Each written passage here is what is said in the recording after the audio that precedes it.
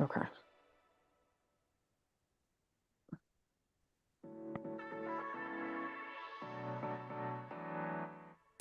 So I have an honest question.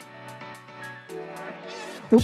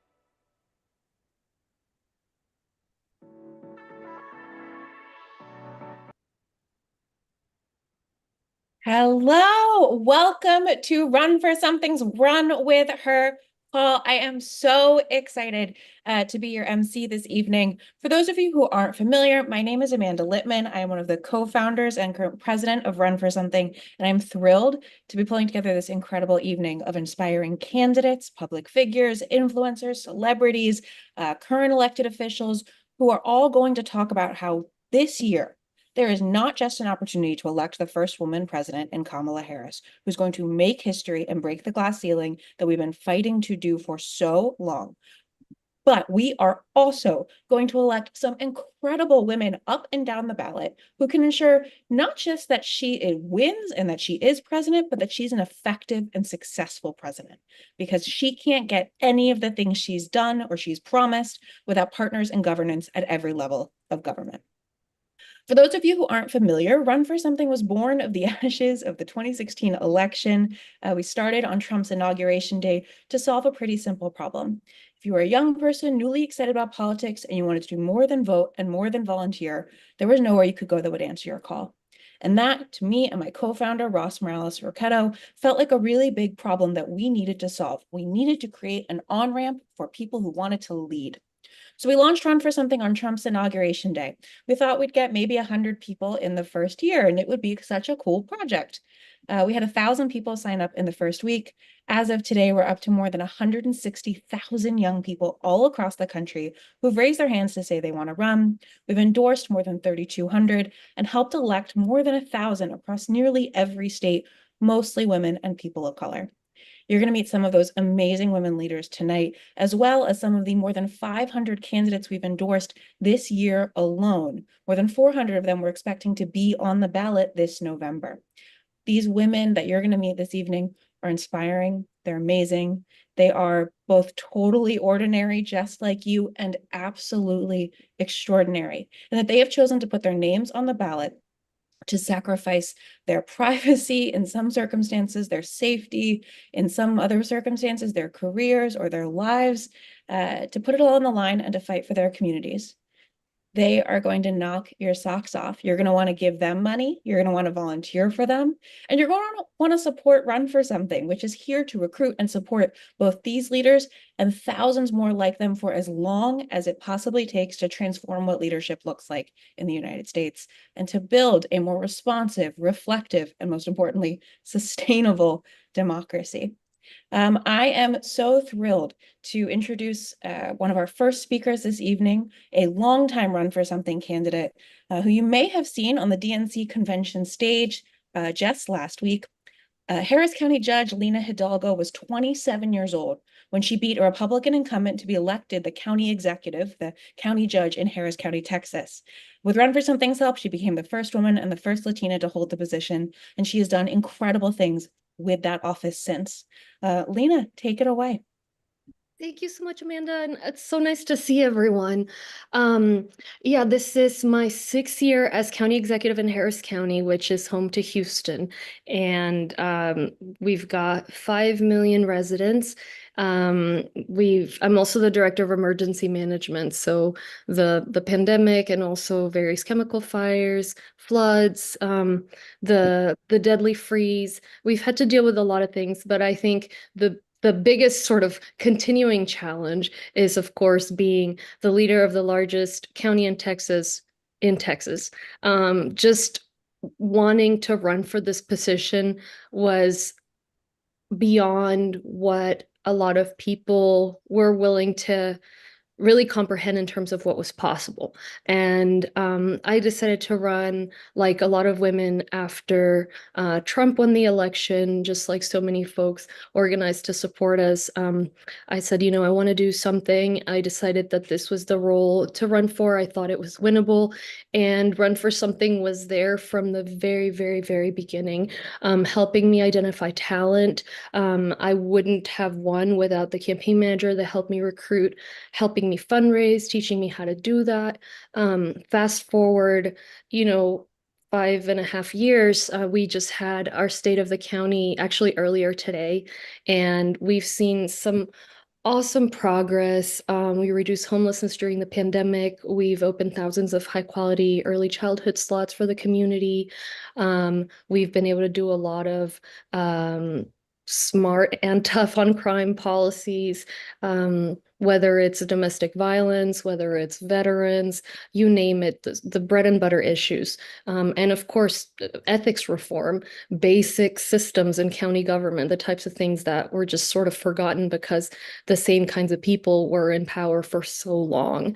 So I'm really excited about everything we've done. Actually, I'm at home, and this is one of the things I have on my wall, but it's a mural we painted in our downtown. So this is the Criminal Justice Center, and part of what we want to do is really show our new approach to the criminal justice system, which of course there's a lot of work to be done, but we're really looking at it in a numbers-based way. So I would not be here without Run for Something.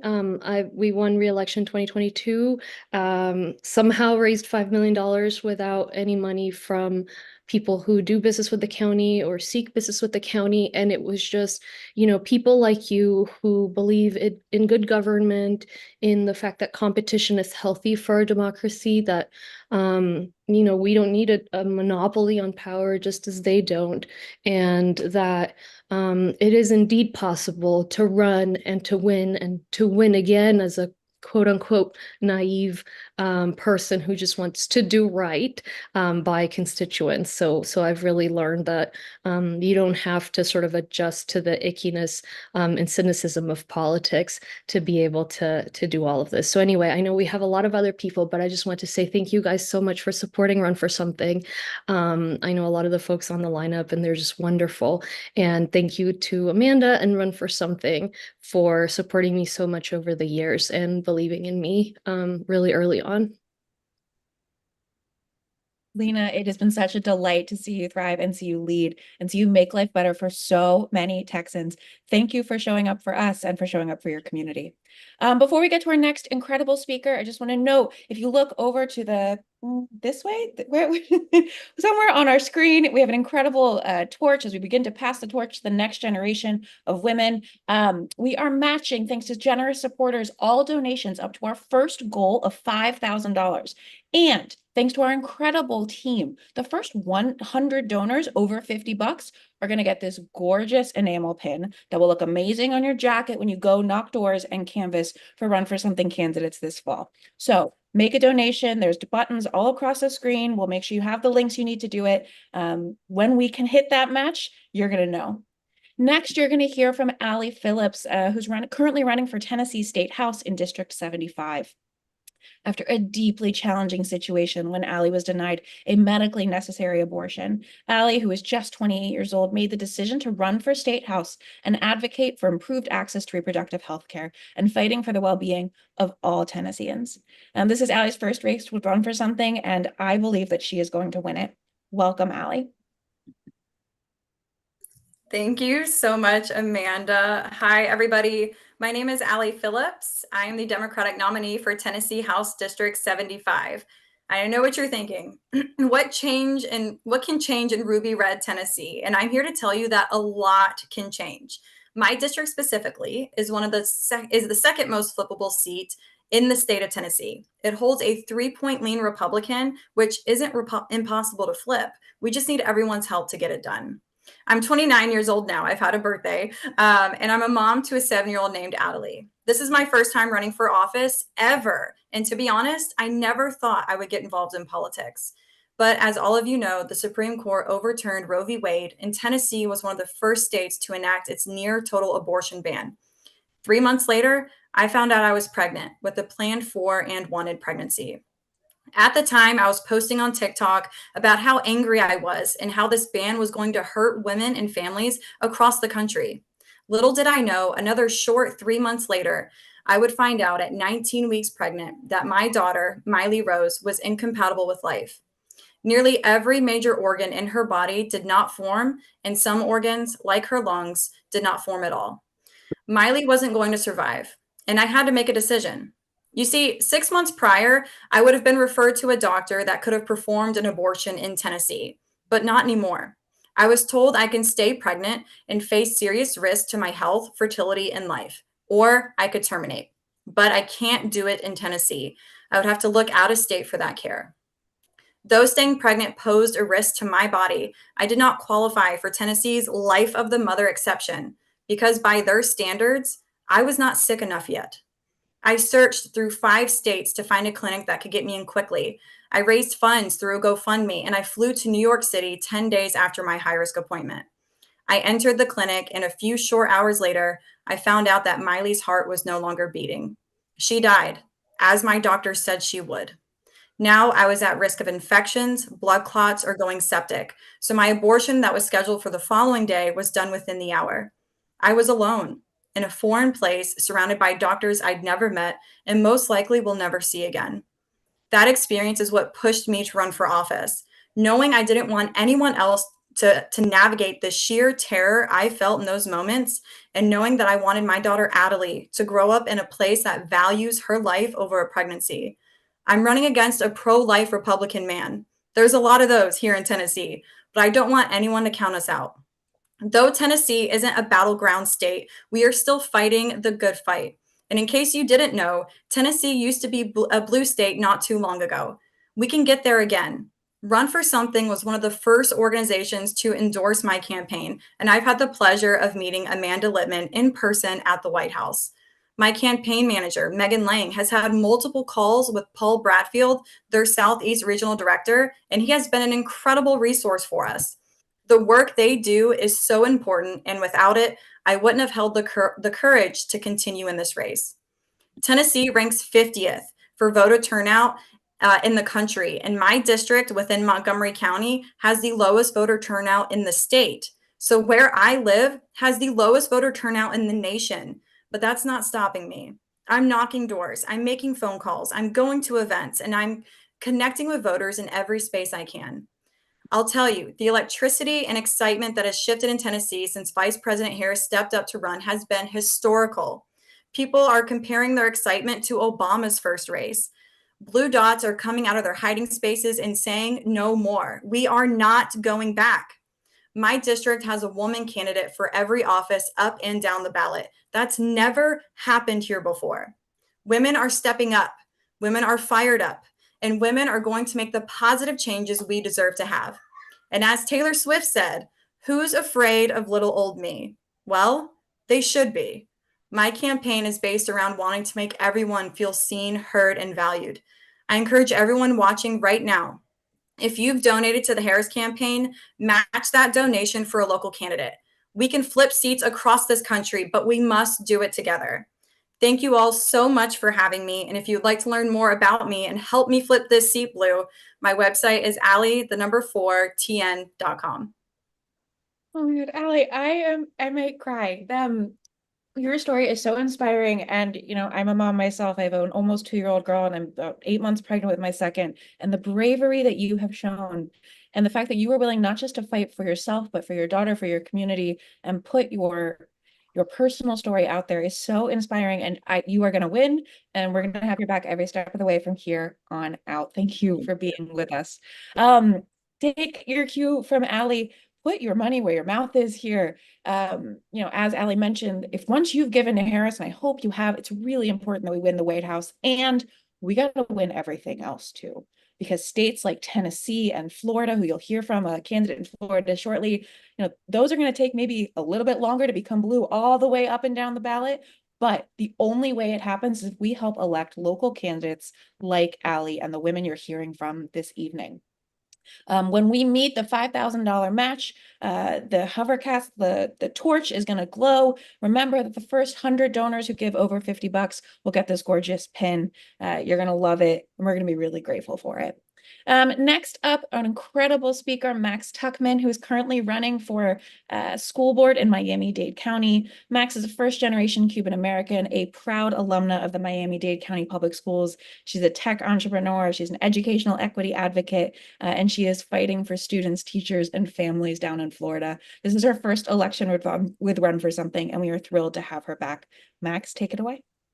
Thank you, Amanda. And hey, everyone. I am so honored to be a part of today's event, and especially with this incredible lineup. I am Max Tuchman. I'm a Cuban, Jewish Cuban from Miami, and I'm one of your best bets to stick it to Governor DeSantis this November. A little bit about me. I'm a graduate of Miami-Dade County Public Schools, and then I taught in Miami-Dade County Public Schools. And as the executive director for Teach for America in Miami, I recruited, trained, and placed teachers in our public schools. Because of my years-long attempt to deliver high-quality educational access to all kids, I took jobs around the country with the Gates Foundation, Mayor Bloomberg, and President Obama as a White House fellow. But I left the traditional system because all I saw was adults fighting with adults about what's best for adults. And because of that, I started an ed tech company called Caribou, the virtual playdate app, so that I could serve kids and families directly. I sold that to Mattel 2 years ago, which freed me up to do the most important thing I could do with my newfound free time, and that is run for school board.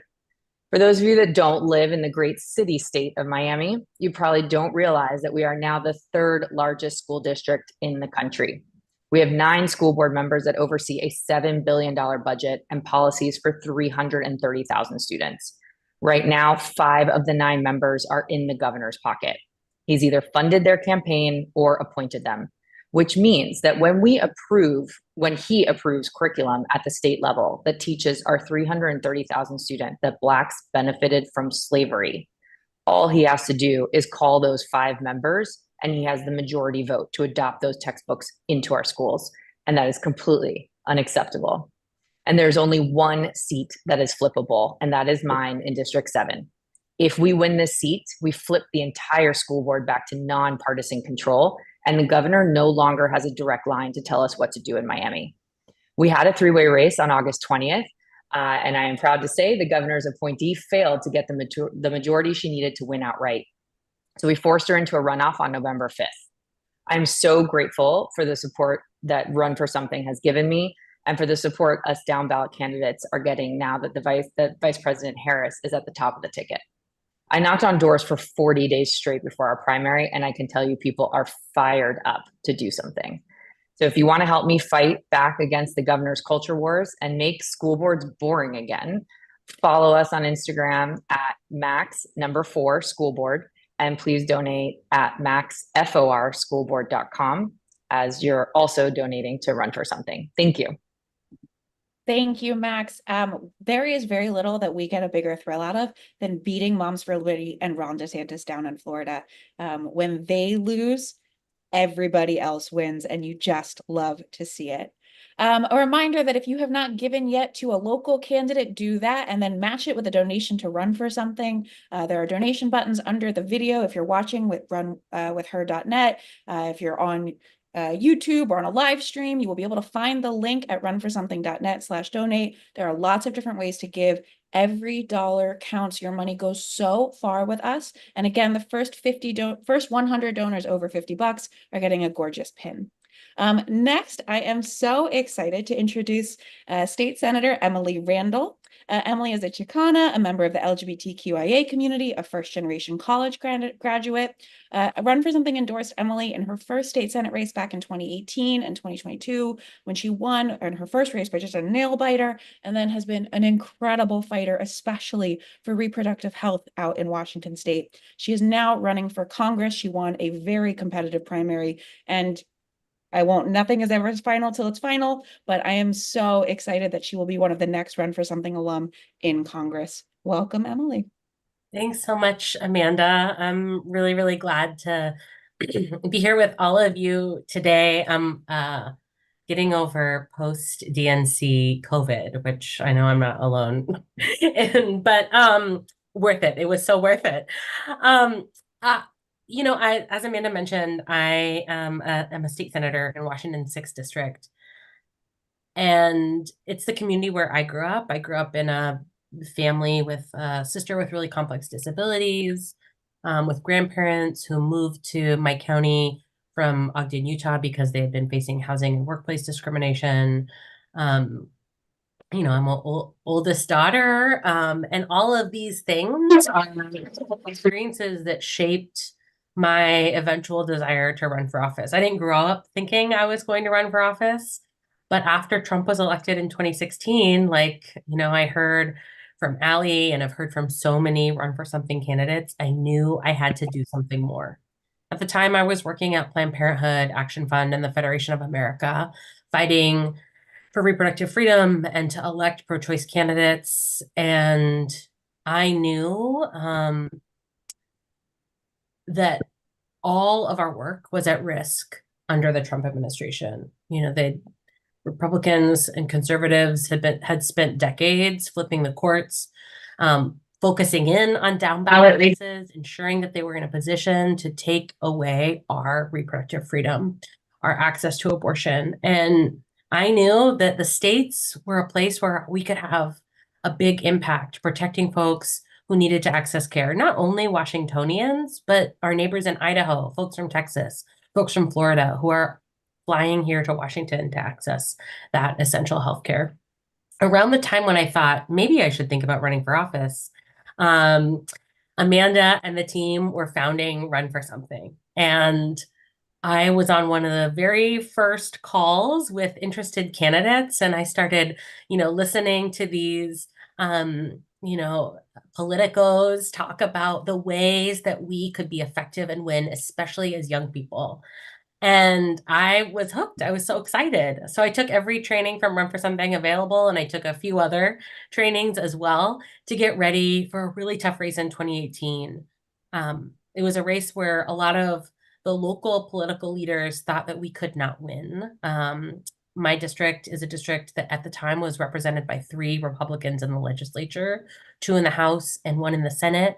But because of support from Run for Something and because of so many young people and queer people and people of color and my, former teachers and my parents' retired classmates and a community who knew who I was and knew how much this work mattered, we were able to flip the seat from red to blue by 102 votes out of 70,000. It was a manual mandatory recount in our state, but it was a race that taught me how important each and every one of our votes are, but also how much each and every dollar and each and every doorbelling shift and each and every phone call matters in flipping these hard to reach races.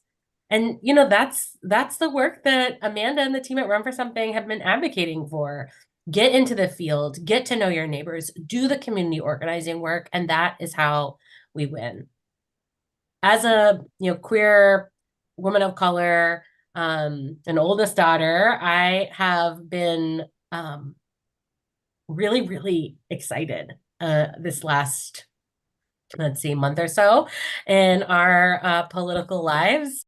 I was always motivated to run for Congress since I launched last November, but now I am joyful. I'm joyful to be running in a seat where I'll be the first woman to ever hold it, the first LGBTQ person to represent Washington State in Congress, and also the first ever queer Latina elected to the chamber. But I'm also really joyful because we have at the top of our ticket someone who shares so many stories with so many of us, stories we haven't seen, identities we haven't seen. And that energy is motivating people to turn out. But it's also our responsibility to motivate folks who we can connect with personally to get involved, to sign up to knock doors, to sign up to make phone calls, to give $5 or $10 or $20 whenever they can afford it, to do as much as we possibly can. Because in our communities and in our country, not only is there so much at risk, but we have so much opportunity. We've got opportunity to fight for the leadership that we deserve, to make progress on healthcare for all of us, housing for all of us, workers' rights for all of us, LGBTQ rights for all of us. This election is a big one, and I'm so excited to get to be here with you all tonight, to be running with so many Run for Something alums and Run for Something endorsed candidates, and to be fighting for the communities and the leadership we deserve. So echoing what everyone else has said, if you've given to the Harris campaign, also give to a down ballot candidate near you, a school board member, preferably a woman running, but, you know, a local millennial. I've got a couple legislative candidates in my congressional district I'm really excited to help get across the finish line. Get involved, give locally, give to Run for Something, and then stretch a little bit more and sign up and get uncomfortable doing a volunteer shift that you haven't done before, because you can make the difference. Thanks so much. It is so thrilling to imagine and to see the journey that you have come through from 6 or 7 years ago thinking, I want to run for office, now to you are going to be a member of Congress. You are going to stun the country. They are going to fall in love with you and with your fierce advocacy and leadership for your community. Thank you so much, Senator Randall. And I want to say thank you to everyone who has given so far. We have just about hit that match. Thank you especially to Tommy for your generosity. We see you. We are so grateful. Good news. We have another incredibly generous supporter who is matching the next $5,000 that are given this evening on this call. So if you want your dollar to double in impact to supporting candidates like the women you've met so far and the women you're going to hear from this evening, give what you can. The buttons are down below. Real quick and easy. And we still have a few enamel pins left. So if you give over $50, you will get one in the mail to wear when you are canvassing for candidates like Emily Randall and like Anna Thomas, who you are about to meet. Anna is running for Pennsylvania State House, a must-win state in District 137. In 2022, Anna ran for state rep in Pennsylvania. She was the sole woman under 30 to contest a state office in the area. We are so thrilled to endorse her again this year, and you are going to learn why in just a minute. Welcome, Anna. Thank you so much, Amanda. And I'm so excited to be here with this group of amazing panelists. I just want to thank every single person who spoke before me. And it's so inspiring and energizing to be in the space with you all. My name is Anna Thomas. I'm running for state representative in Pennsylvania in my hometown in the Lehigh Valley, which is where I was born and raised. And I came into this work because I was a K through 12 public school student in the school district, one of the 3 school districts that I'm running to represent in Harrisburg at the state level. When I was in high school, I was a sophomore in high school when Governor Corbett, who was our Republican governor in our Republican state legislature, collectively cut over $1 billion from public education.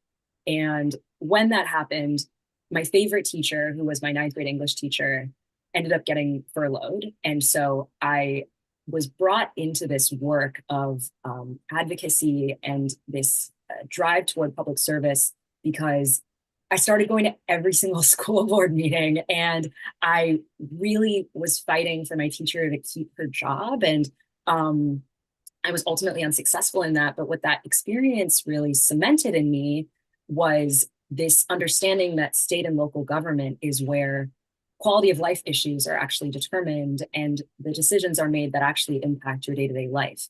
And so, now as someone who is running for the same seat for a second time, I feel so strongly and so passionately that this is the kind of work that when you do something as simple as just going out and talking to your neighbors and really listening and having a conversation with folks, there's a very natural sort of support that builds and momentum that carries. And I say that as someone who I'm very proud to be a second time endorsed Run for Something candidate.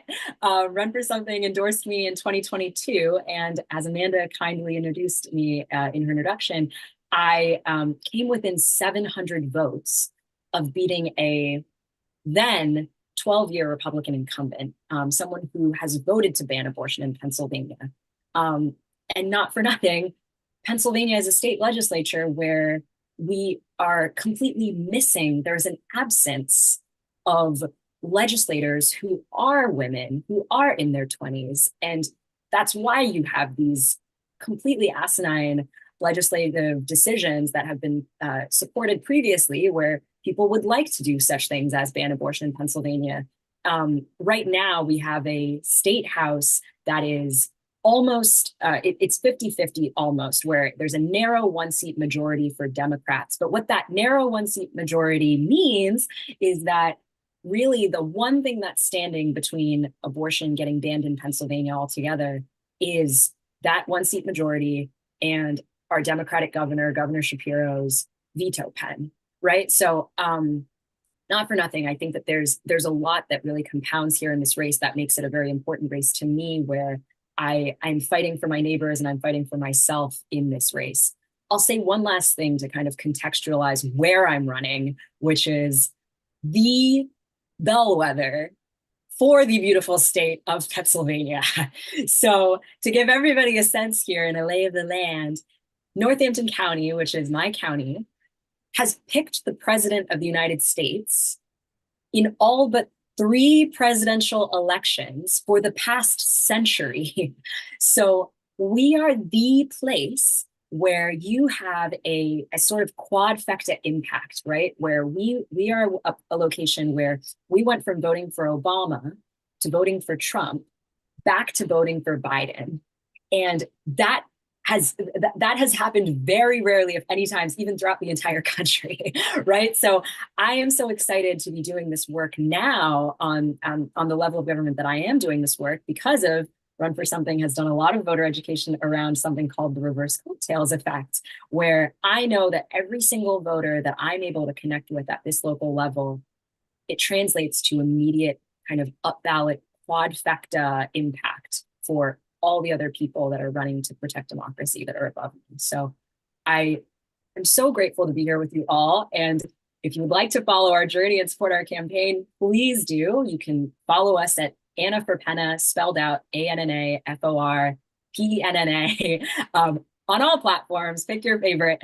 And then you can also visit our website, annaforpenna.com, as you're supporting Run for Something as well, which please do. They are a fantastic organization. And Amanda, I just want you to know, a Run for Something state director is an in-kind candidate to our campaign, and she genuinely helps run our weekly team meetings. So Run for Something's out here doing the work and really showing up for my race in a huge way. So I'm so grateful for you all. Thank you. We are so glad to be on your team. And every week we get report outs from Melanie Rose, our Pennsylvania State Director, about the work that you are doing to win this election, not just for you, but to make sure that, as you noted, reverse coattails are going to help Kamala Harris and Tim Walz get over the top in what is sure to be a close race in Pennsylvania. Every voter that Anna talks to and that every state and local candidate talks to is someone who's going to show up for the top of the ticket too. But the reverse might not be true, because they might not hear from them. They might not be in a place that the presidential campaign is prioritized. fundraising. But we know that Anna is out there knocking doors and making it happen. And we're thrilled to have her back. I am so excited to introduce our next speaker, Stephanie Schriock, a friend of Run for Something and former president of Emily's List, the OG group who did the work to build, to recruit and support women, pro-choice Democratic women running for office. Stephanie is an American political strategist and former president of Emily's List, a position she served in from 2010 until 2021. She's an amazing advocate for women's power and one of the smartest strategists in the Democratic Party. We are so thrilled to have her on this call. Take it away, Stephanie. Oh, Amanda, thank you. I dressed up for the occasion because it's about women power tonight. We love the men. We thank the young men for running. But right now, tonight, we are about the women and the young women who are stepping up. Amanda, I just want to say, first off, thanks for letting this Gen Xer join this call of amazing young women. I appreciate you making me feel young every single day. I am so honored to be working with Run for Something. I'm such a champion of Amanda and her team.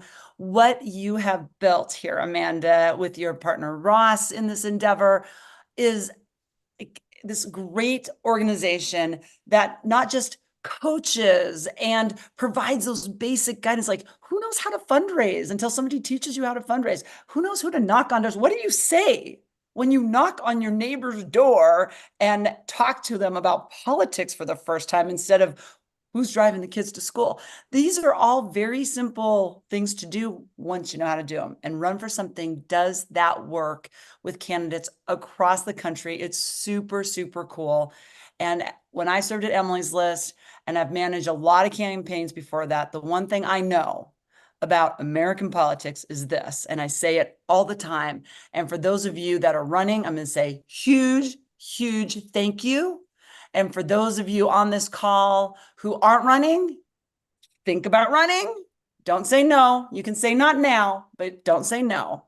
But for all of us, we need to be grateful for those who are willing to put their names on the ballot, because in this particularly very divisive moment, that is a real challenge for families and for themselves. And I'm so, so very grateful for their bravery. And for the rest of us, we got to back up their courage. We got to back them up with resources. We got to back them up by supporting our organization, our friends that Run for Something, to make sure that they get the help and the support. And sometimes just someone to call when it just is a bad day, because sometimes there's bad days on the campaign trail.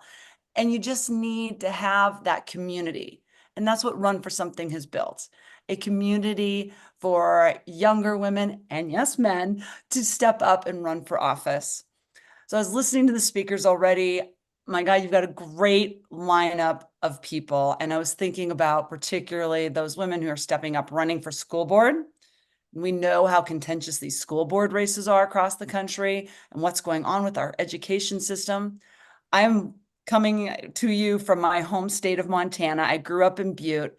The only reason I'm even in politics, the only reason that I was inspired was because of a couple of really great union public school teachers, by the way, who inspired me to get into just activism and volunteering for the local Democrats that were running in Butte. And that's when I got to meet this fabulous woman who was the superintendent of public instruction. And in Montana, that means the whole state. And I was like, she represents the whole state and all the schools? And the answer was yes. Yes, she does. And that's whose house I'm sitting in now, because that's the other thing about getting active and volunteering and getting to know these great women who are running. You are going to make friends for life because we are all in this together. So join this movement. Sign up, volunteer, make contributions to your local candidates, go knock on their doors, and truly, and I mean this from the bottom of my house, bottom of my heart, is that Run for Something is a critical part of getting this all done. And I'm so grateful, Amanda, for the work your team does. We all, including me, because I'm going to hit this button in a second. So I'm going to expect everybody to do it with me and say, we're going to make a contribution to keep this organization strong, growing, and ready for this election. So thank you. Thank you, everybody. And thank you for having me. Thank you, Stephanie. Gen Xers, boomers, all are welcome. Men too, also welcome. We do work with candidates across the entire gender spectrum. We work with candidates from every walk of life, all race, all class, all gender. We do focus our endorsements on millennials and Gen Z, but that's only because we know that the energy that young people bring to government is so important. And we've seen this just in the last couple of weeks, over the last 6 weeks. Having a next generation of leadership can be transformative, not just for the party, for the country. I am thrilled to introduce our next speaker, Jess Craven. Jess is an activist, an organizer, and author of the Chop Wood, Carry Water newsletter, a huge source of hope for so many. Jess offers practical political advice on how to tackle big problems. She has been a fierce advocate for Run for Something, and her community has stepped up in such a big way this year. You might be watching this on her live stream, on her TikTok account, or maybe one of her social media platforms. And if you found us through Jess, thank you. Take it away, Jess. Okay. Hi, everybody. I'm trying to live stream this and also be here at the same time. So sorry if that's awkward. And for those of you who are watching on TikTok, once this is over, I'm going to encourage you to hop over to runforsomething.net and watch the rest of it because I'm going to have to jump off. But hi. First of all, thank you so much for having me, Amanda, and thank you for including me in this incredible lineup of women who are running for office. And I just cannot thank you all enough. I am here as a content creator and someone who does activism and works to get people like you all elected because I talk to my followers a lot about Run for Something. I tell them regularly that of the 3 organizations that I place at the top of my priority list for donations, Run for Something is at the very top. And the reason is because they are doing something that no other organization is doing anywhere, which is creating a pipeline of young, progressive people, you know, lots and lots of women, lots of BIPOC people, lots of LGBTQ people. I myself have a transgender 14-year-old, and what I see Run for Something doing is putting people like my kid, a little bit older, but in office, and people who are not the typical people we're seeing in office. And as everybody else has said, what this does is so important. It generates this incredible enthusiasm at the bottom of the ticket. People get excited, they turn out and they vote for these amazing candidates, and then that energy and enthusiasm trickles up the ticket. And as other people have said, we don't necessarily see that trickle down effect if we try to do it the other way. And in fact, as I'm sure other people will discuss, we have a lot of evidence that left-leaning voters will tend to go in and vote at the top of the ticket and then drop off down ballot if they don't know who's there, if they're not familiar with them. And so this effort that we are making and that Run for Something is making to get really exciting, diverse candidates down in the bottom of the ticket means that that person is going to go out to vote for somebody like the amazing people we've just heard from.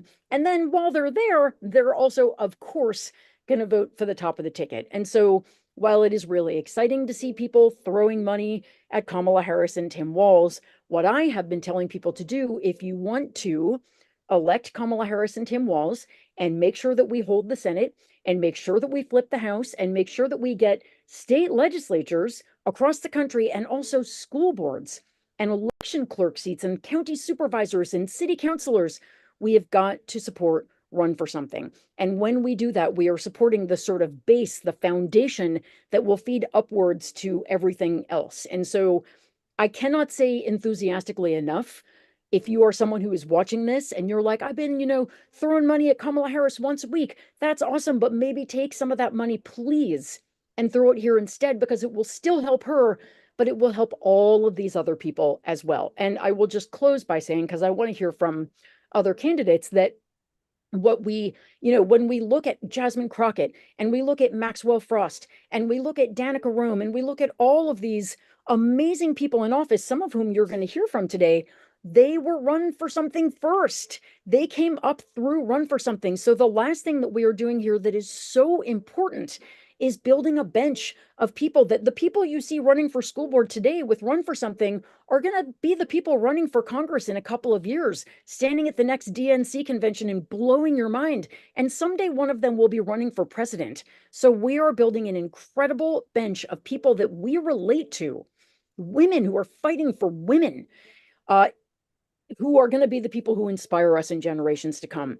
So please give what you can. Stay and hear the rest of the amazing speakers. If you're on my TikTok live, please go to runforsomething.net, donate, watch, and tell your friends about this amazing organization. And Amanda, Kate, everybody, thank you for having me. And I can't wait to hear from everybody else. Jess, thank you. And thank you to your entire community. You guys have been some of the most meaningful supporters we've got, especially over the last couple months. You've showed up big time, and we are so grateful. Take your cues from Jess. Please chip in. Reminder that every donation right now, the up to $10,000 gets matched. We still have, I think, just a couple more enamel pins left. If you give over $50, we would love to send one to you so you can wear it when you're canvassing for a local candidate this fall. But please make a donation. It all helps. I am thrilled to welcome our next speaker, one of my favorite actresses, authors, directors, writers, Amber Rose Tamblyn. Amber is also my neighbor, which I am so love. I love when we run into each other on the playground. She's a strong voice for progressive values. We are so lucky to have her on this call as one of the fiercest feminists and champions for women I know. Amber, take it away. Thank you, Amanda, and thank you, Jessica. That was such a beautiful, eloquent speech, and just sort of speaking to what's at stake, but also to the value and the importance of remembering that it's not just the top of the ticket. It's all the way down. It's school boards. It's, you know, so many different things that that matter in an election like this. I feel like I need to tell everyone that I took a bath for you.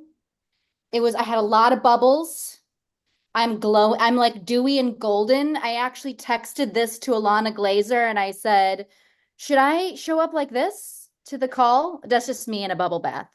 She hasn't responded, so we'll see later what she says about that. Then I was like, it may not be consensual, so I'm not sure I'm gonna go down that route. All that being said, I took a bubble bath for you, and that is my reminder that we must continue in this space and doing this work with two things in mind. One, the self-care aspect, to do everything we can for ourselves with love and with kindness and with compassion and with others. But this is not ever a moment to check out in this lifetime. And one of the ways I don't check out is that I take my breaks when I need to. I do what I need to when I need to take care of myself. But then I will always show up for the organizations that matter to me. And Run for Something is at the top of that list. Again, as Jessica said, it is such an incredibly important organization, because when you think about the top tier and how all of this works, how all of government works, how things actually get done outside of an inspirational speech, outside of a want, outside of, you know, something that we can hope for and aspire to. We can only be and get what we see. And Run for Something does that actively. It puts people in positions of power where a voice is needing to be heard, has been needing to be heard. And it makes sure that policy is dictated based on who those people represent and who those people are. I love this organization so much. They've been supporting over 300 women, you know, candidates up and down the ballot in some of the most important elections, not just, you know, in this particular election cycle, but coming up in future election cycle, whether we win or not in November. An organization like this one is fundamental in so many ways for preserving democracy. I cannot underscore that enough, which is why when we think about it, the money that we're giving to the presidential campaign, the excitement, the energy, all of it, it's so important, but also it's so important to show up for all the other candidates in the field, all the other candidates who are going to, you know, protect women and queer people and you know, folks who are in need of some kind of support and protection, whether that's bodily autonomy, whether that's reproductive rights, whatever it is. At local levels, it's people who are going to be protecting books, a thing I never thought I would say, but here we are in 2024 protecting books, the right to read and learn and be educated.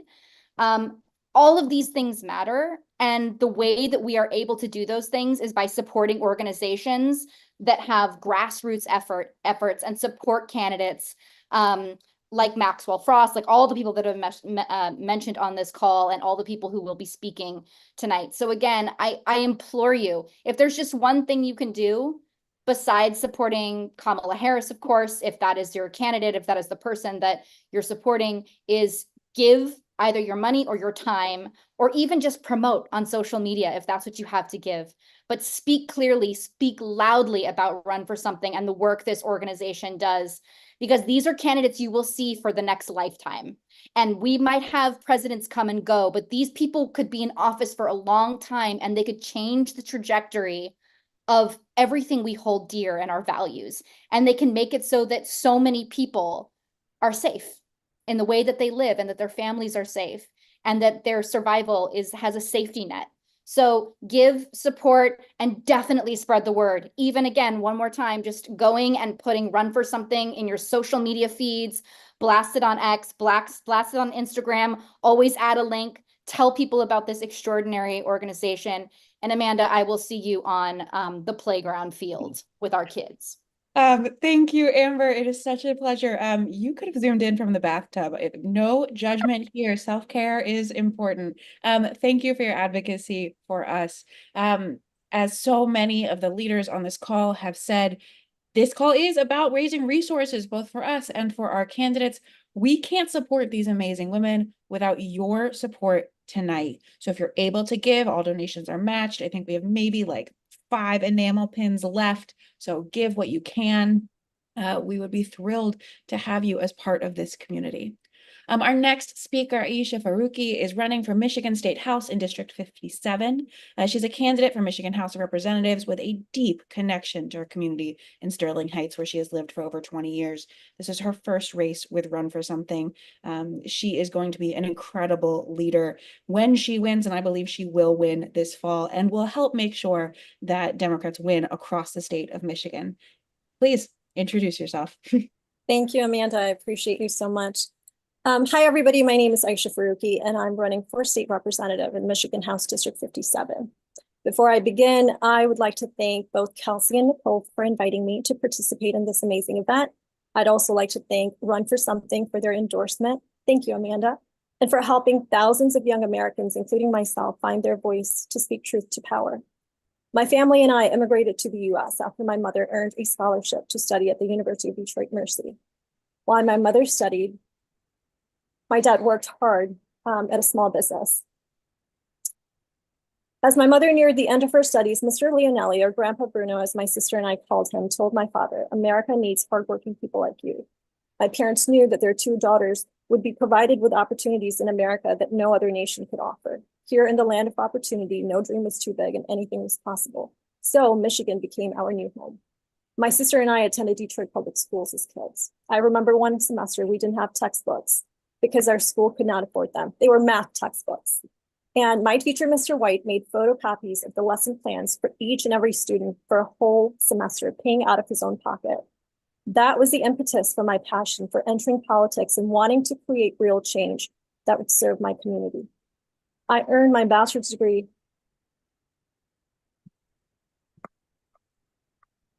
from the University of Michigan Dearborn and my JD from the University of Detroit Mercy. This was the same university that brought my family and I here. Just like Vice President Harris, I'm proud to be a prosecuting attorney and say the words Aisha Farooqi on behalf of the people. And I will carry that same pride into the state legislature and work for the people. I'm the granddaughter of a child bride. I often think of my grandmother, Dadima as I called her, and the dreams and hopes she carried. Hopes and dreams left unrealized. So I fight for her and those who came before me, and I fight for those who will come after me, who will have the chance to realize their dreams. As a Muslim American, I understand the importance of healing wounds, building bridges, and fighting for justice here and abroad. As a woman of color, I can tell you that representation matters, and I can also tell you that women of color will save our democracy. We are at a crossroads, and voters have 2 choices. The first choice is Project 2025, and my opponent is no different from Donald Trump or J.D. Vance. He voted against the Reproductive Health Act. He voted against ensuring families have the right to access IVF treatments. He even voted against fixing our damn roads. The second choice is the Democratic ticket. With leaders like VP Harris, we are witnessing the breaking of glass ceilings and the realization of the dreams of not only my Dadima, but of other great women. The dreams that their daughters and granddaughters will live in a world that will treat them as equals. My district is a toss-up district. This means that if we fight, we win. And if we win District 57, then Democrats get to keep control of the state house. But I cannot do this alone. So I ask you to join me as we work to create a Michigan that is fair, inclusive, a place which future generations will be proud to call home. That's why I'm asking you to join me by visiting farooqifor57.com. That's FAROOQIFOR 57, where you can make a contribution to help me get our message out to voters or sign up to volunteer. We have plenty of opportunities to plug you in from anywhere in the world. Thank you and have a great night. Thank you so much. You are going to win this election in November. And you're going to make sure that, as you said, women, especially women of color, are going to transform this country for the better. Thank you for letting us be on our team. And again, shout out to Kelsey, our Michigan State Director, and Nicole on our development team who's helping put this call together. The vibes on this call tonight were so good. They're great. But we want to keep these good vibes going through 2026 and beyond. We want to make sure that Kamala can win and can be an effective president. And to do that, she needs a governing coalition. That requires state legislators, city council members, school board members, as you're going to hear from Ariel in just a moment. So hit that donate button now and please, please support this critical work. The buttons are right underneath the video you're watching. Our next speaker is Ariel Fodor, known as Miss Frazzled, excuse me, to her more than 1 million followers on TikTok and beyond. We were thrilled to partner with Ariel on our Make School Boards Boring Again campaign last fall. These should not be dramatic races. These should be about making schools work for teachers, students, and families. And we're thrilled to have her back here tonight. Hi, everyone. I am so excited to be here, and supporting Run for Something means so much to me, especially this election cycle. So I will give a little background. Before I dove into social media, I was a teacher, and that experience shaped so much of how I see the world. Because our public schools are the backbone of our communities. They are where our kids learn, and not just like math and reading, but how to be good citizens and how to think critically and how to dream big. But right now, as you know, those schools are being threatened by budget cuts, people trying to rewrite history, and those who want to limit what our children can learn. But the fact is, there is one party trying to serve our kids and teachers because they know teachers' working environments are student learning conditions. And there is one party who's turning schools into political battlegrounds and manufacturing hysteria. And I just cannot sit back and watch that happen. I always say that I am a voter. I don't necessarily know if I could run for something, but that is so important because we need to elect leaders who will fight for our schools and make sure that every child gets the education they deserve. And those leaders are here running tonight. And honestly, it's not just about education for me. I am a parent of 2 daughters, and it's now become so much bigger than ever before. It's all about the world that I want my daughters to grow up in. I want them to see leaders who look like them, who come from diverse backgrounds, and who are out there breaking barriers and making things happen, like the women who are here tonight. And I want them to believe that they can do anything, their voices matter, and that they belong in any room where decisions are being made. And as a woman, there is something deeply personal driving me too.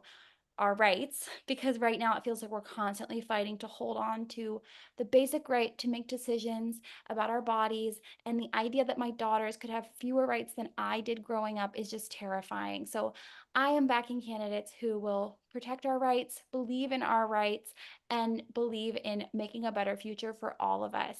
So in a nutshell, that is why I'm here today, and I'm so happy that you are too. We're not just supporting candidates, but we are standing up for values that matter to us, whether it's strong schools or diverse and inspiring leaders or the fundamental rights that we are owed.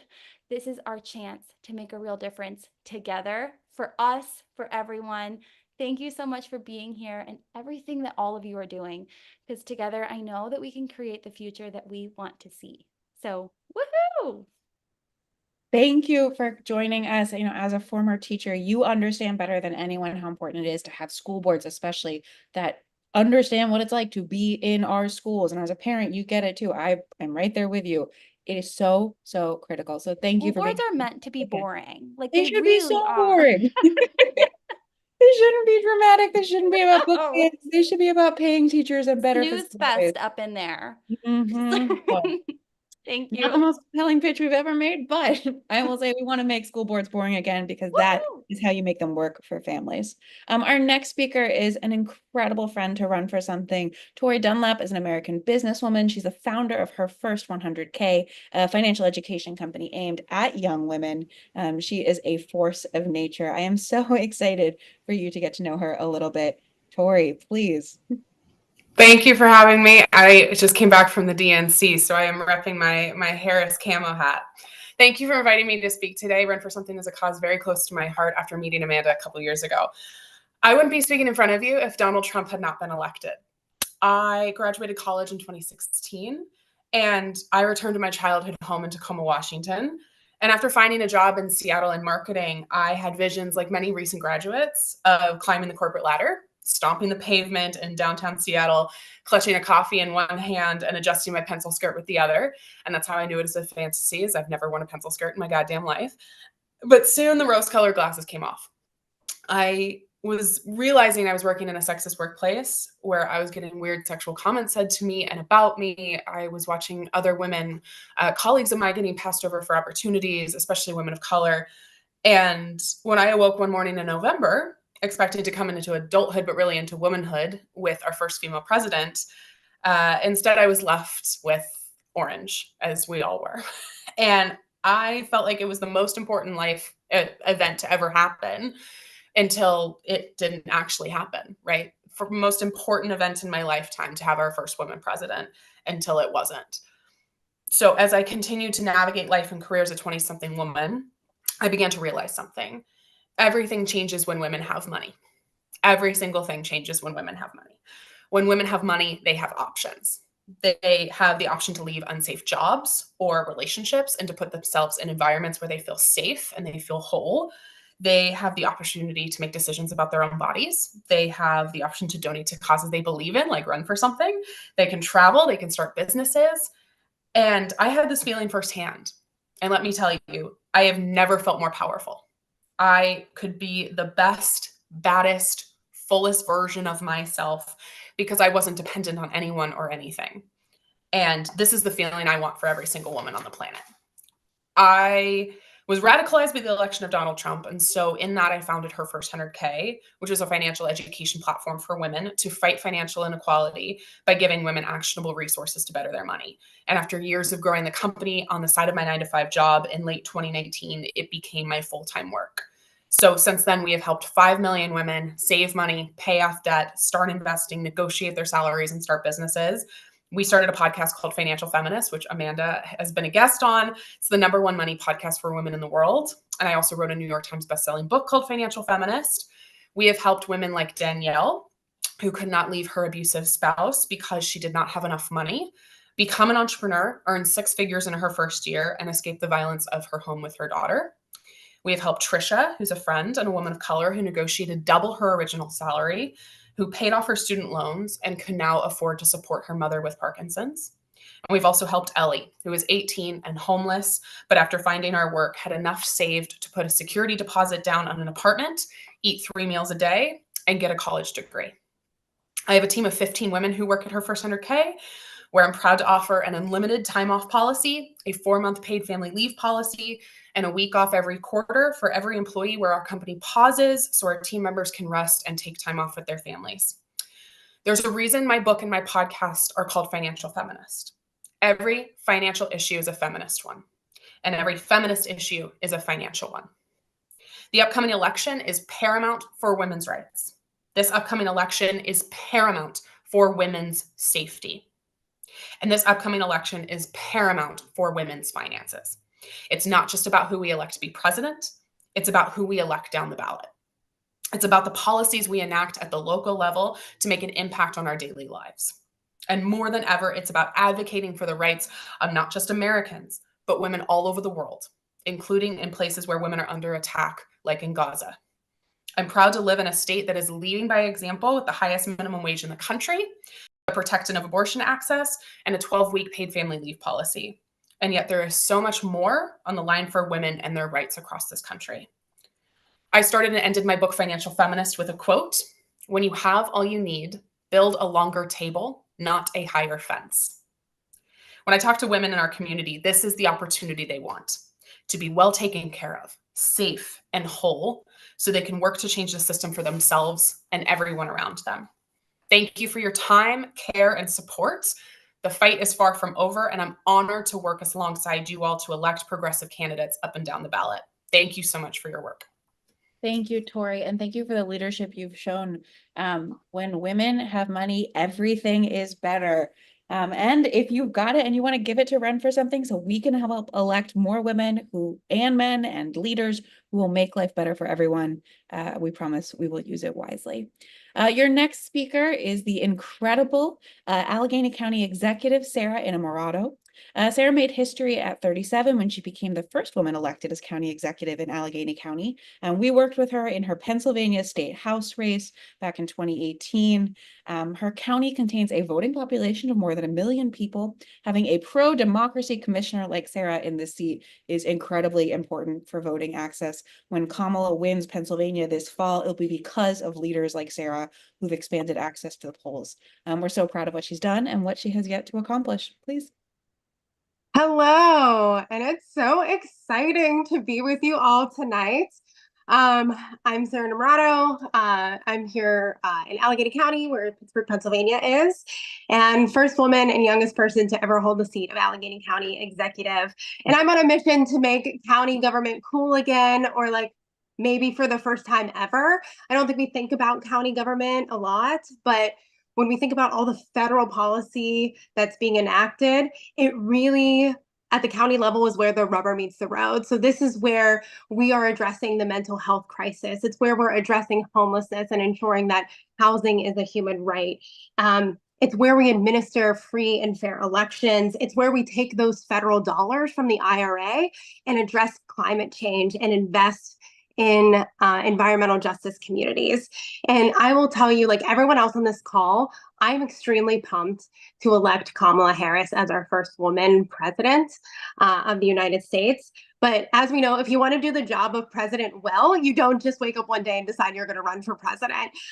You've heard from folks about the importance of building that bench and the fact that the next school board president, the next state representative, the next county executive, the women that you've heard from this evening, that they're going to be the next senator, the next governor, and potentially the next president. So we need to make sure that that bench looks like America, sounds like America, talks like America, and truly reflects the full diversity of the people who call this nation home. And that's where Run for Something comes in. I was so thrilled to start working with Run for Something when I first ran for state representative in 2018. And when I ran for state representative, Pennsylvania was ranked 49th when it came to women in elected office. So we've never still had a woman senator. We've never had a woman governor. So we still have a long way to go. And I ran against a Democratic incumbent in 2018, but I ran against a Democrat who was opposed to sensible gun regulation. He was anti-choice. He supported legislation and championed legislation that hurt our immigrant neighbors.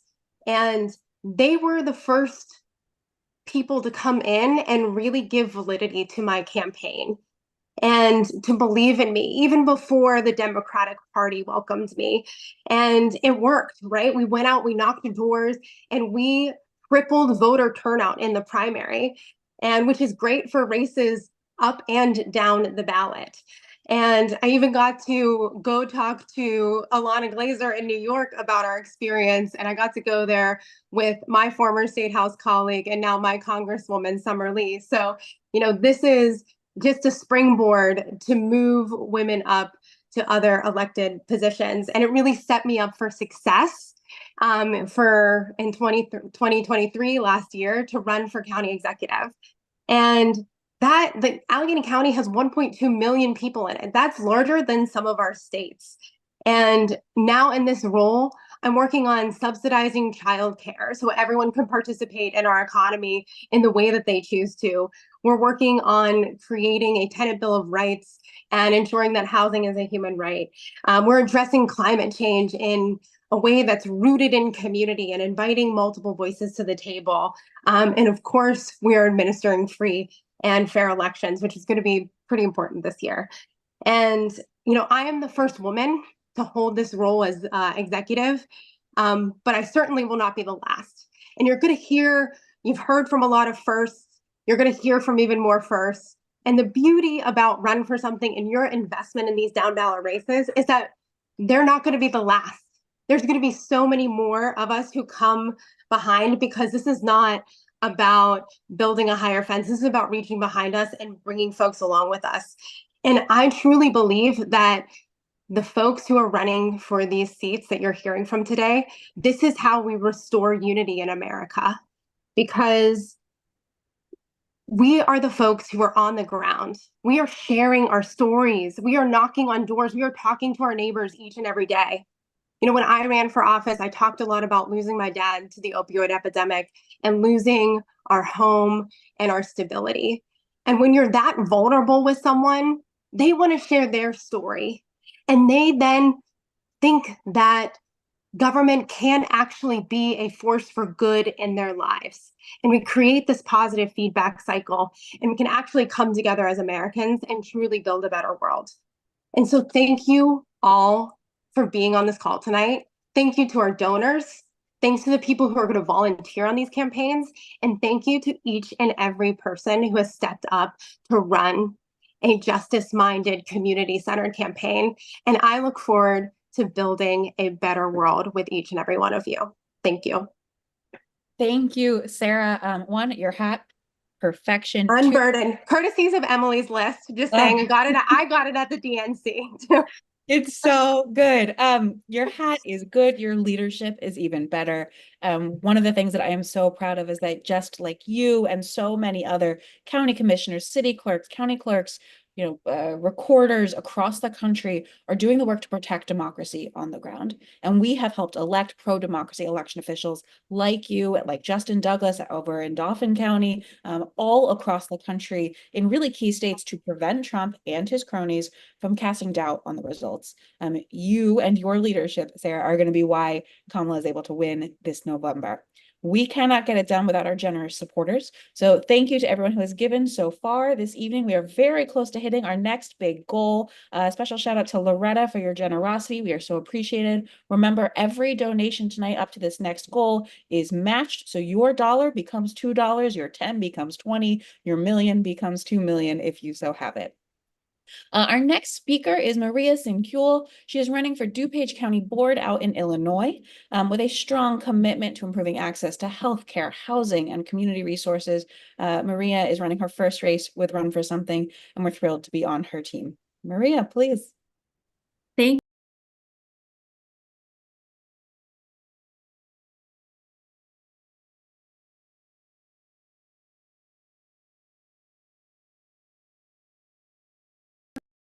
By trade, and I'm running because I want to help build an equitable, inclusive, and stronger community. Together with my community, I want this to become a place that is very welcoming and is open for all people. When I first moved into my community, I lived in low-income housing with my family. My parents had immigrated from Mexico to provide us a better life. My parents worked, minimum wage, if not less than minimum wage jobs at factories, to help provide for us and help provide an education. More than anything, my parents pushed me to excel and be successful despite all the obstacles that we have encountered in our life. Because we lived and experienced so many obstacles, I'm a recipient of public assistance. My parents received public health insurance. We lived in low-income housing. I remember, as soon as I was old enough to stand in a line, I was standing in line at the age of 5, waiting for a food pantry for food, right? For us to have something to eat in our home, being a recipient of Toys for Tots. All of those things that were essential services in my community helped me to become the person that I am today. A person that has their doctorate, a person that my parents are really, really proud of. Also a person that works in school social work. I'm working to help my community and to meet their needs of the community. That same community that I live in is the same one that I want to help thrive and become successful. As a school social worker, our county provides many essential services such as, mental health, crisis support, health insurance, and access to other community resources like the food pantry, financial assistance, and utility support. All of this is very vital, which is why it's even more important for me to be a voice, that is represented on our county board. The county board actually recently constructed a mental health facility. I'm a big advocate for mental health services. One of the biggest needs and the biggest gaps I see in my community is a big disconnect, between bilingual services and services that are offered within my own community. By electing someone like me on the county board, we're electing a community voice, that will listen, that will learn, that will also advocate for equitable government systems within my community. This is a community that I've lived and been a part of for all my life, and one that I want to continue to support.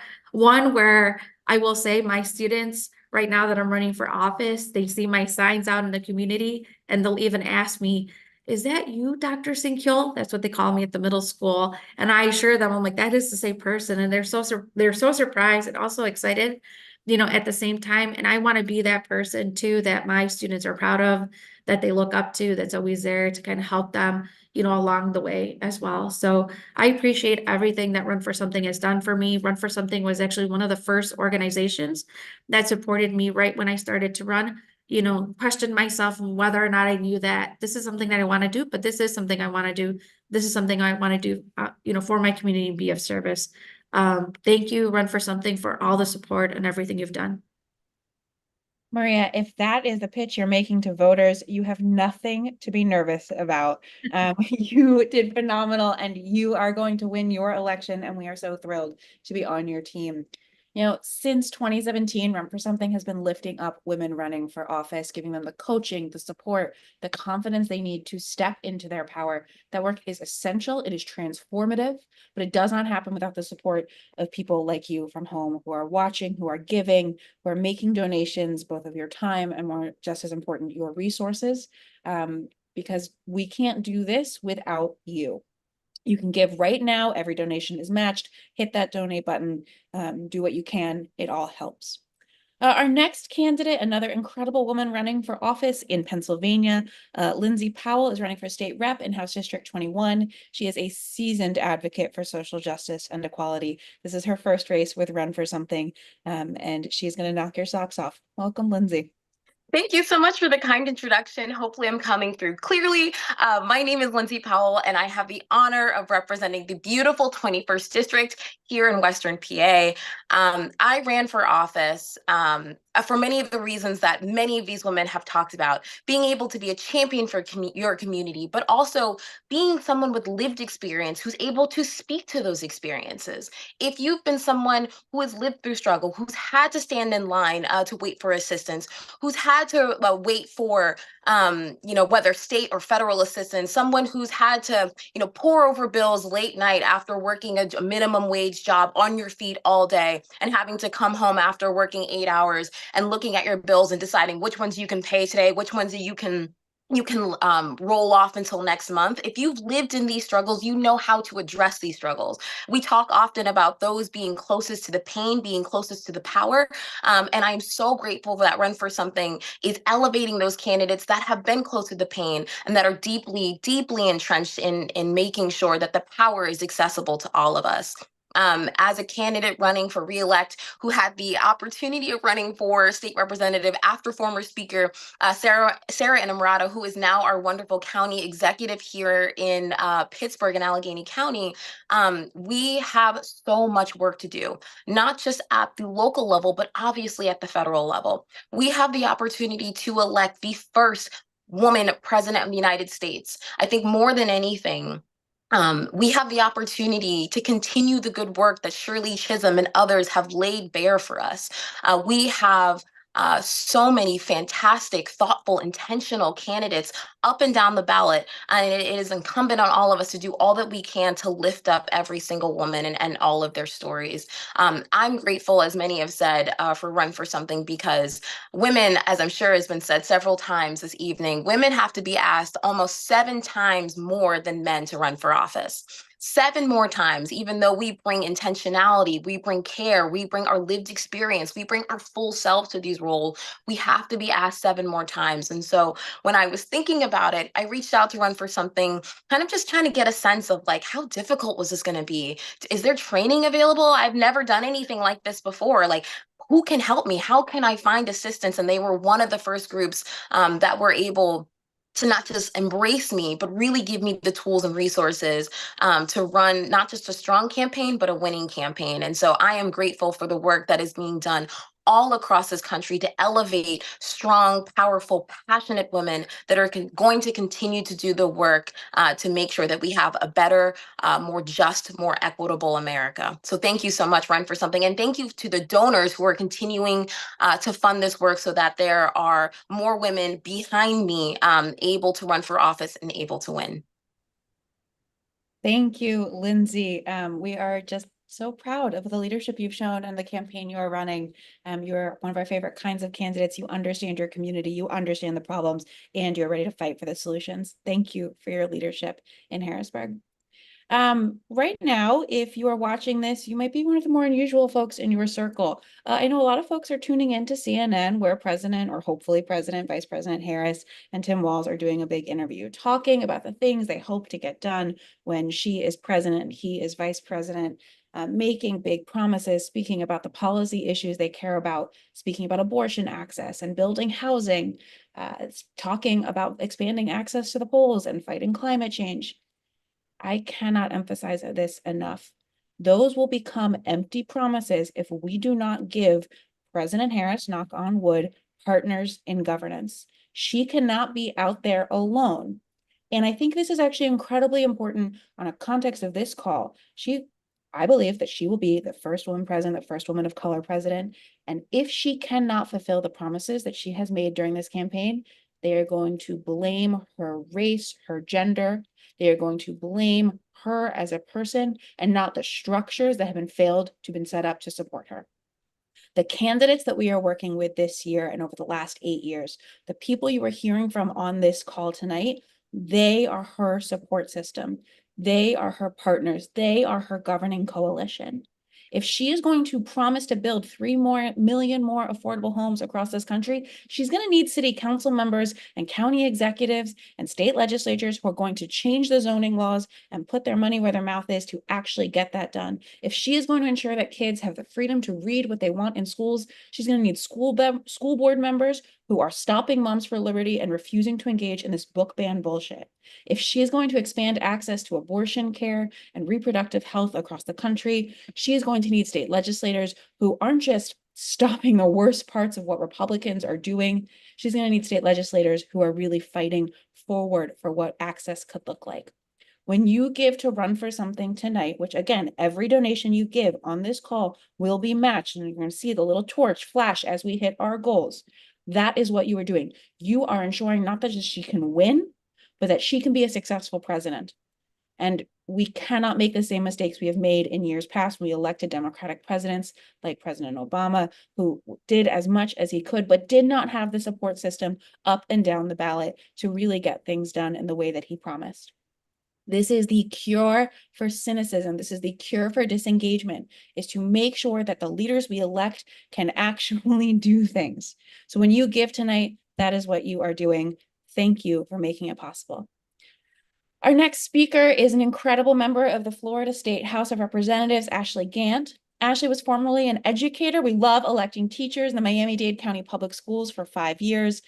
She serves in the Florida State House alongside her legal practice. She beat 2 former lawmakers, including an incumbent she unseated in 2022, who was the last anti-abortion Democrat in the Florida State House. We love to see that. We are amazed by her leadership and her willingness to speak truth to power. Representative Gantt, thank you for joining us. Thank you. Thank you all for having me. I am actually here at a caucus retreat. So I'm very happy to be here with you all tonight. So the reason I ran in 2022, well, let me back up a little bit. I was told for many years, you should run, you should run. And I said, I will never run. So first of all, never say never. But when I saw my former opponent and my predecessor was the only Democrat to vote for the 15-week abortion ban in Florida, I got angry. So I'm here as a state rep because I got angry. And I asked myself, are you just going to complain on social media? Because if that's it, then you just need to erase everything you just posted. And so 6 months before the primary, I ran, and he was a 30-year incumbent. So he started in 1992 and kept coming back and coming back. And I knocked on doors. I had those very honest conversations in my community again this year, and I won by 53%. And so I've been in Tallahassee during the most extreme session in Florida's history since probably the 1960s or the 1950s. And it is about making sure that when we have quality candidates, we support them. My cousin gave me some great advice when I first launched my campaign. He said, don't expect anything from anyone, but accept everything from the people that give it to you. And so that's what I went into my campaign with. And I went into Tallahassee bold, unapologetic, and ready to represent my community because that's what people are needing. That's what they're hungry for. And what I noticed that in Florida, especially, is there are not more Republicans than Democrats. There are more apathetic people than anyone. And so your support allows me to get my message out. It allows other candidates who are progressive, who are determined to just let people live with dignity, to dispel all of the misinformation and the lies and the hate. So I'm thankful for Run for Something for your support. Shout out to Paul, who was there with me on election night, my first term. He was here knocking on doors on election day for me again. And so I really appreciate all the support that Run for Something gives all the candidates and for this national platform, because here in Florida, sometimes it feels like we're living in an alternate universe and that we're alone. But when we see other people around the country fighting and advocating, it really, really does pour into us so that we can keep doing what we're doing. So thank you. Shout out to Paul Bradfield, who works down with our candidates all across the South, as well as members of our team based in Florida, Whitney as well, who I know have been fierce fighters for you. Ashley, your leadership, you're calling out some of the most ridiculous things that your colleagues have said. I can speak ill of them, even if you can't. I can, and I do, and I speak of them to their faces, okay? And we love it. Thank you for leading and for fighting. Run for Something is never going to abandon a state like Florida. We know that while it might not be the top of the tickets priority this year, which, you know, they've got to win where they've got to win, the way we make it a battleground state, again, because battleground is a thing that changes every year, is by winning these kinds of races that Ashley and her peers and the state and the school board members and the city council members are fighting every year, year in, year out, even years, odd years, the November elections and the May ones. And we're thrilled to be partnering with you and your colleagues across the state. Run for Something is here to contest the winnable elections and the long shots. We know that building power is a long-term effort. That means long-term support. We're going to be here for as long as it takes to transform what leadership looks like in this country, which could take a while. So please, everything you give helps build infrastructure and community that will last far beyond Election Day. A few people know better about the importance of building power and fighting locally than our next speaker, the incredible minority leader of the Wisconsin State Assembly, and one of the youngest leaders, I believe, in the country, if not for sure in the state of Wisconsin. Greta Neubauer represents her home community of Racine, as well as Mount Pleasant, Sturtevant, and Elmwood Park in the state assembly. She's the first openly queer and youngest minority leader on record in Wisconsin. And when we win Wisconsin and we win the presidency and every other office is going to be because of the incredible recruitment efforts that Greta and her team did to run candidates all across the state of Wisconsin and supporting them to make sure they can win. Thank you so much for being part of this team, Greta. Thank you so much, Amanda. And thank you to everyone at Run for Something for all of the incredible work. So I first ran for office almost 7 years ago when I was 26 years old. I was highly motivated by Donald Trump's election to the presidency, which ran straight through my home state of Wisconsin. I had been working in the youth climate movement for several years, but when Trump was elected, I realized that many of us progressives had simply not been paying close enough attention to electoral politics, especially at the state level. Republicans in my state had been working very hard because they recognized the importance of Wisconsin in the national political context, that we were often the tipping point state in presidential contests. The Koch brothers poured in the money, and Republican legislators implemented the most gerrymandered legislative maps in the country. These maps were so rigged that in an almost perfectly 50-50 state, it was more likely that Republicans would get a supermajority than Democrats would get a majority. Then Republicans used these manufactured majorities to go after voting rights, to change campaign finance laws, and to attack labor unions. In short, they did everything they could to consolidate their power and to prevent voters from holding them accountable at the ballot box. They knew exactly what they were doing, and all of these changes helped elect Donald Trump in 2020. I ran for office because I realized that we would continue to see attacks on our people and our rights, and we would never pass needed progressive policy in my home state until we fixed our broken democracy. And we had a very deep hole to climb out of. Republicans had the governor's mansion, near supermajorities in the legislature, and control of the court.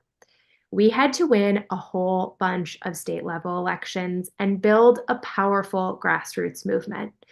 But after 14 years, hundreds of candidates, tens of thousands of volunteers, millions of phone calls and doors knocked, we finally won fair maps, and we have begun to restore our democracy in Wisconsin. The message that I want to share with you all today is that Republicans will do whatever they can to hold on to their power. And once they have changed the rules, it is really hard to turn it around.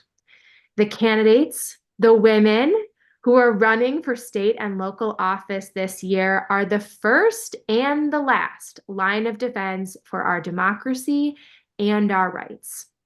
They are also the people who are out knocking on doors every single day, not only for themselves, but for the entire ticket. These candidates are having meaningful conversations with voters. They are cutting through the noise, and they are reminding people that their vote matters, that they could decide a really important local election. And the thing is, once a voter is convinced to go to the ballot box for a local Democrat, they will very likely vote for the entire ticket, including Kamala Harris and Tim Walz. Run for Something was an incredibly helpful partner to me when I first ran for office. They can make a real difference for the candidates who don't have significant institutional support, who are just starting out, or who don't have a huge bank account. They have gotten a ton of women, people of color, LGBTQ candidates, and working class people elected. And that work matters, especially right now. For a long time, Republicans were way more organized than we were at the local and state level, but no longer, thanks in part to Run for Something.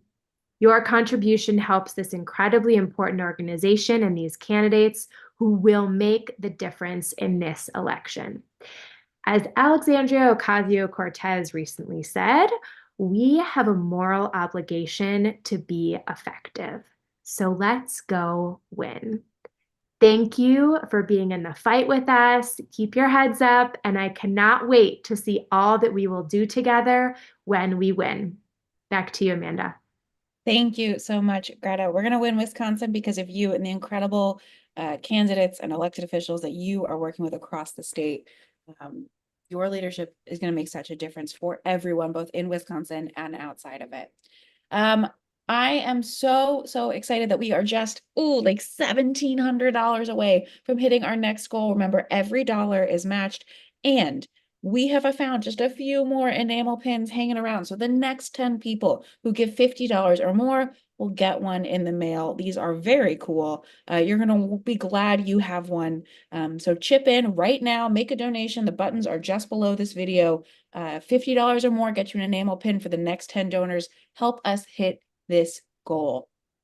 Our next speaker is Alana Glazer, a stand-up comedian, actress, writer, producer, director, and activist. She co-created Broad City and in 2022 won the Tony Award for Best Musical as a producer for the Broadway show A Strange Loop. Alana, very last minute, wasn't able to join us this evening, but she did send us this excellent video. So let's play. Hi, my name is Alana Glazer, and I'm a comedian and activist who is very sorry that I can't be with you in real time tonight. But I just had to leave a message to thank you for showing up, whether you are a small dollar donation supporter, a big money donor, or somebody who is either running for something and part of Run for Something's team, or somebody who's thinking about running for something. Those of you who are running for something, you are the fuel that feeds Amanda Littman's fire. I am so excited by Amanda and the whole team at Run for Something's work because it makes me excited to literally be on the planet, to literally live in this country that we live in and use the system to, improve the system for most people. I love it. I'm so inspired by Run for Something's work and by the candidates that they work with and help run for something. This is something that I can't, I wouldn't know how to start, and for Run for Something to give people a start, to give people a framework to work within, because the government for most of the US government's history has been organized around conserving power for a powerful minority, hoarding power, essentially. And I love what Run for Something is doing because it's going, it's not that hard. They're just they're gatekeeping and they're keeping the doors locked. But if you just have this one little key, you can peek inside, and government can indeed represent our government, our US government at the local, state, and federal level can represent the majority of Americans. So I'd like to highlight 3 candidates who get me excited. And just like all of Run for Something's candidates, these people look like people I'd see in my own community. I live in New York City, in Brooklyn. These 3 women that I'm highlighting, they just look like people I'd see in my neighborhood and strike up a conversation with. Just normal, accessible, cool-looking people. And as I've been learning about them, they're really interesting. So let me start with Gabriela Romero. So Gabriela already represents Albany's 6th ward on the Common Council in Albany, and she is the first Latina to hold this position. Do you know how old Albany is? Do you know how old the state of New York is? I think Albany was once the capital of the United States. I don't know. I think. She is the first Latina to hold this position.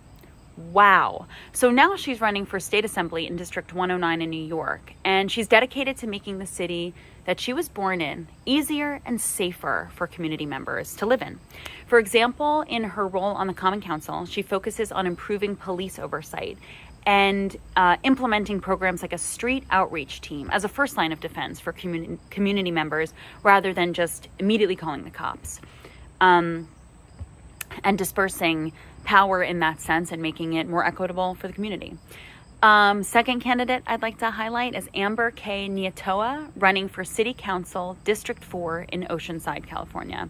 She's a lifelong Oceansider, a professor of sociology, and a community organizer, which organically stemmed from organizing with her neighbors to successfully stop an Amazon warehouse from springing up in their community. She was raised by a single mother, is a mother of 2 herself now, and is organized around her community and making it as safe and healthy for all of its residents through fighting for basic human rights like affordable housing and protecting the environment from the climate catastrophe. Lastly, I'd like to highlight Jamie Cox Antwi, who's running for State House in District 78 in Missouri. So Jamie is a third-generation native of St. Louis, Missouri, which just gets me jazzed. That's so cool. She got involved in public service after she tragically lost a classmate to gun violence at the age of 14. Now, that is so heartbreaking, upsetting, and would turn most people's worlds upside down. What Jamie did in reaction, in response to that tragedy, is to found a youth organization dedicated to ending gun violence. And her role as a community advocate and leader was born. Wow. She earned a bachelor's degree in public policy studies and gained legislative experience as a congressional intern on Capitol Hill. And she's focused on making equitable financial health, early education, and voting easily accessible for her community, which she is a third-generation native of. So thank you to these three candidates. Thank you to Run for Something for creating this infrastructure for people who better represent me and my friends and my community, and making that, scalable to the local, state, and federal level of American policymaking. And thank you to you, individual, for showing up, whether that be in support, which every movement just needs cool people hanging out and ready to jump in when they're called upon. Thank you to donors, be it small dollar donations or larger donations. Thank you so much for contributing in that real nuts and bolts way. And if you are running for something, thank you so much. You are a real life superhero. You are a damn celebrity. You are a star. And I thank you so much for doing that. It's really cool, and I'm really excited to keep building the country I want to live in, and by starting at the community level. So thank you so much, and see you at the polls in November. Bye. We will make sure to tell thank you to Alana for sending over that beautiful video going into such great detail about the amazing candidates we are working with. She is both very funny and also very plugged in to what this community is doing. Like Alana said, donors are a key part of this movement and this work. We cannot do this without your support. We need you to chip in. We need you to give. You can see the little torch. We are so close to hitting that goal. Every dollar that you give throughout the course of this call, as we keep hitting the next increment, continues to be matched thanks to some of our generous supporters who are making this all possible. I also want to just take a quick moment to shout out the incredible Run for Something team who made this call possible, who are on the ground working with our candidates, who are helping raise the money, tell the story, build the organization that facilitates all this work. This work is not mine, this work is ours. And I'm so personally grateful to every member of the team who makes this magic happen. The next candidate you're going to hear from is Eunice Zeigler. She's running for governor's council out in Massachusetts. She is a first-generation Haitian American who since 2017 has served her community as a city council member. She's currently running for governor's council District 5. This is her first race with Run for Something, and we're so grateful that she let us be part of her journey. Introduce yourself.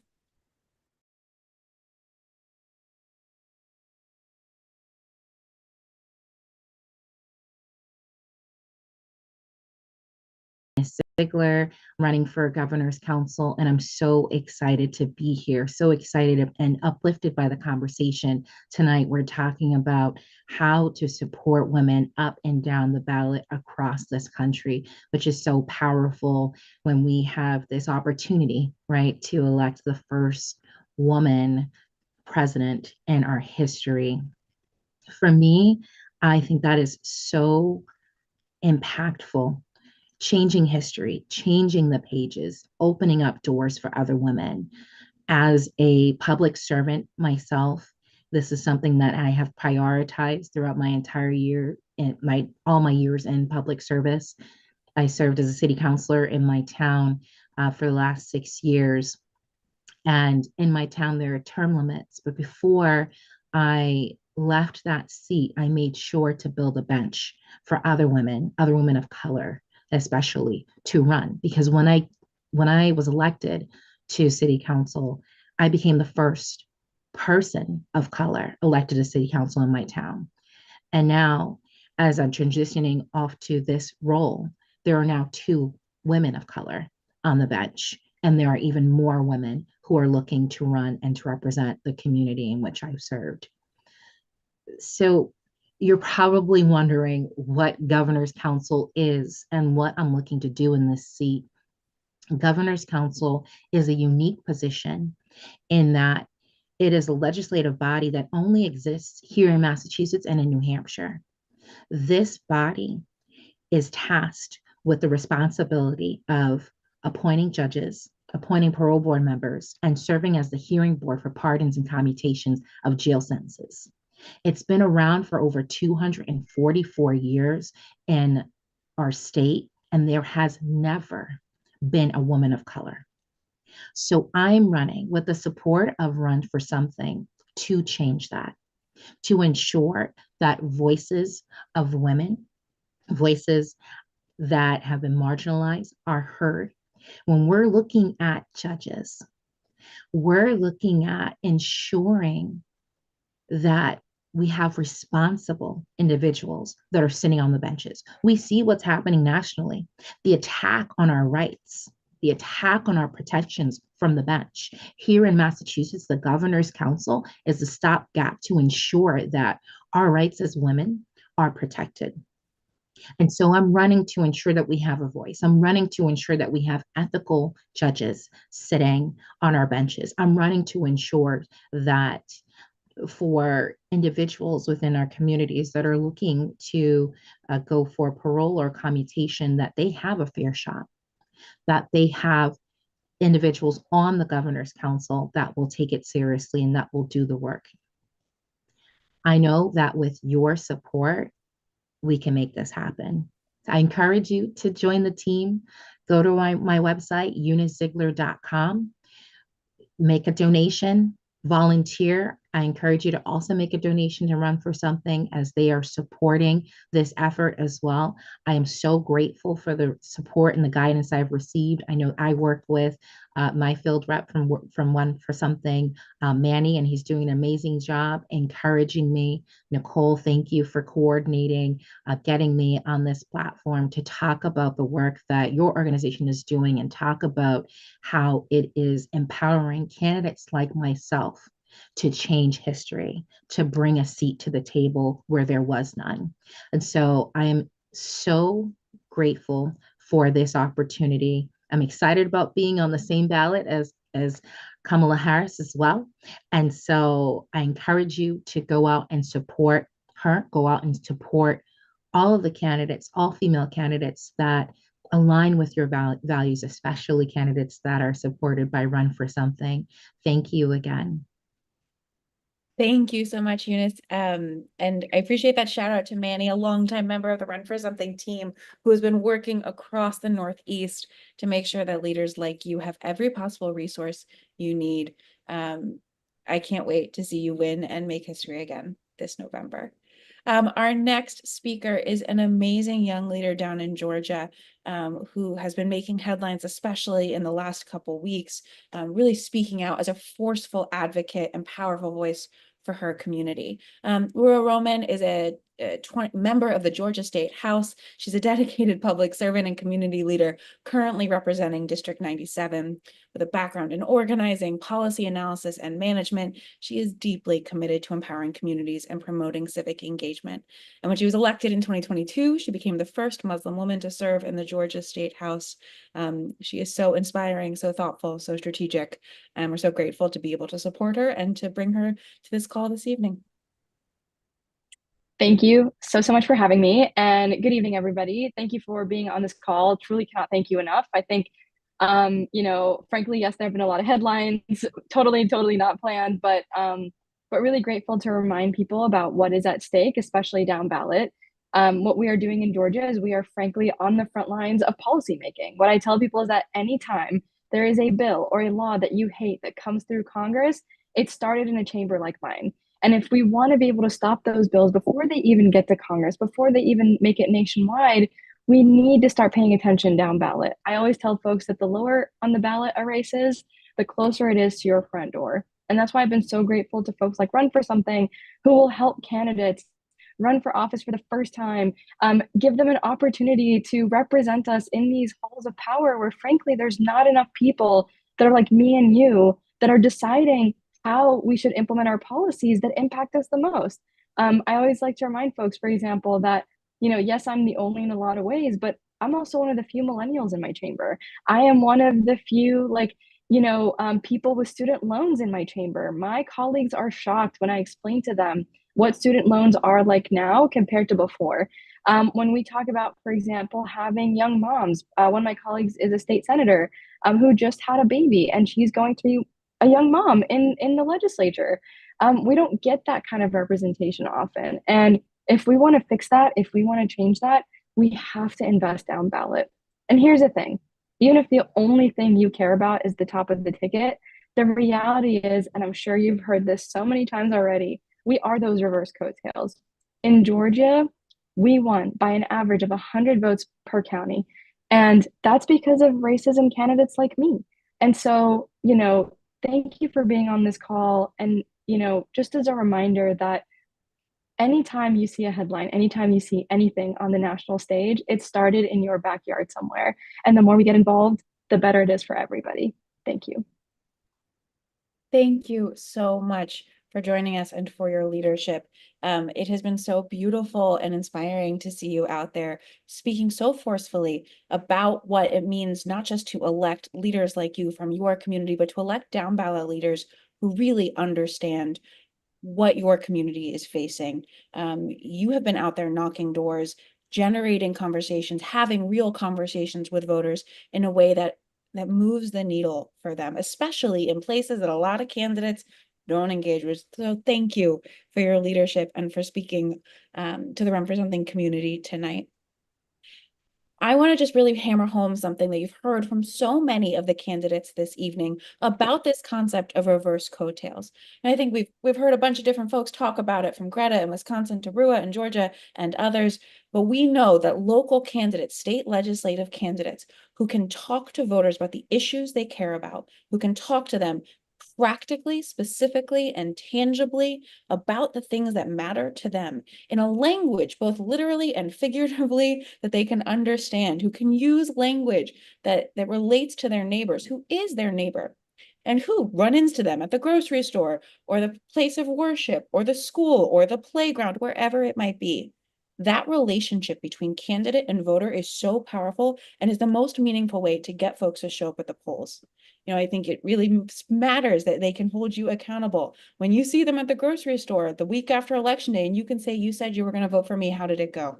It's a really powerful driver.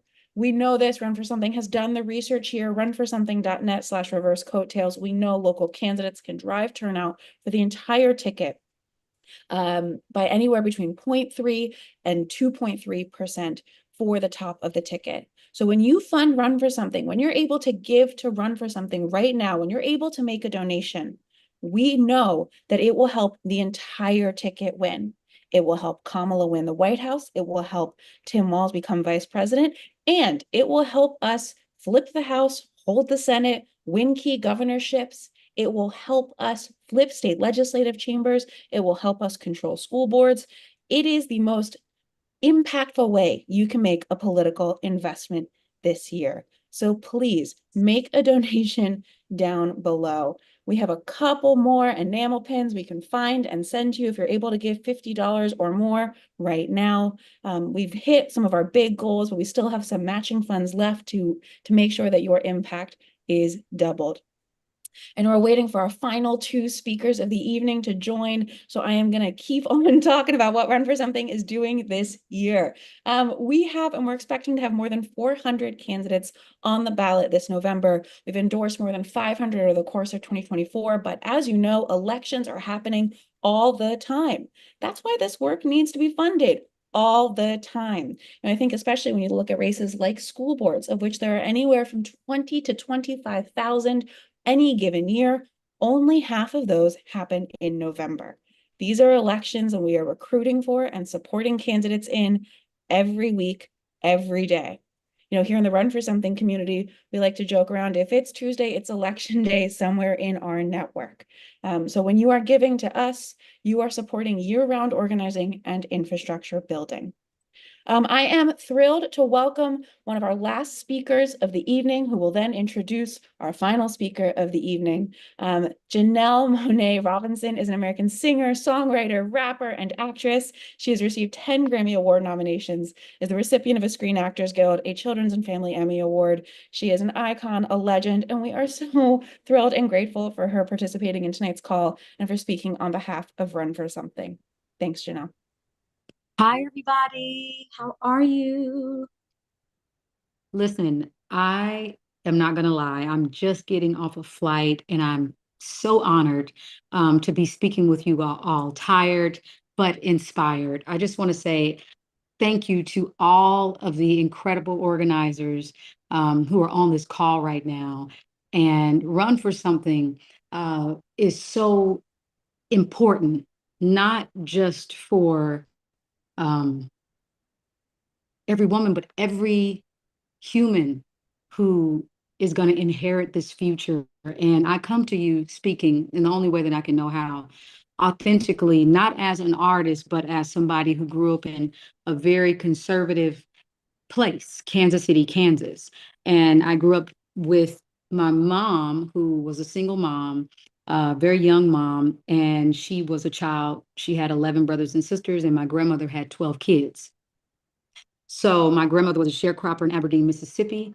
My mother's last occupation, she was a janitor. My father was in and out of prison, and his last occupation, before he started his own company, he was a trash man. And my stepfather, who was just like my father, was a post office worker. And so I grew up in a very working class family that was all about community. I came into a big community because I have 49 first cousins.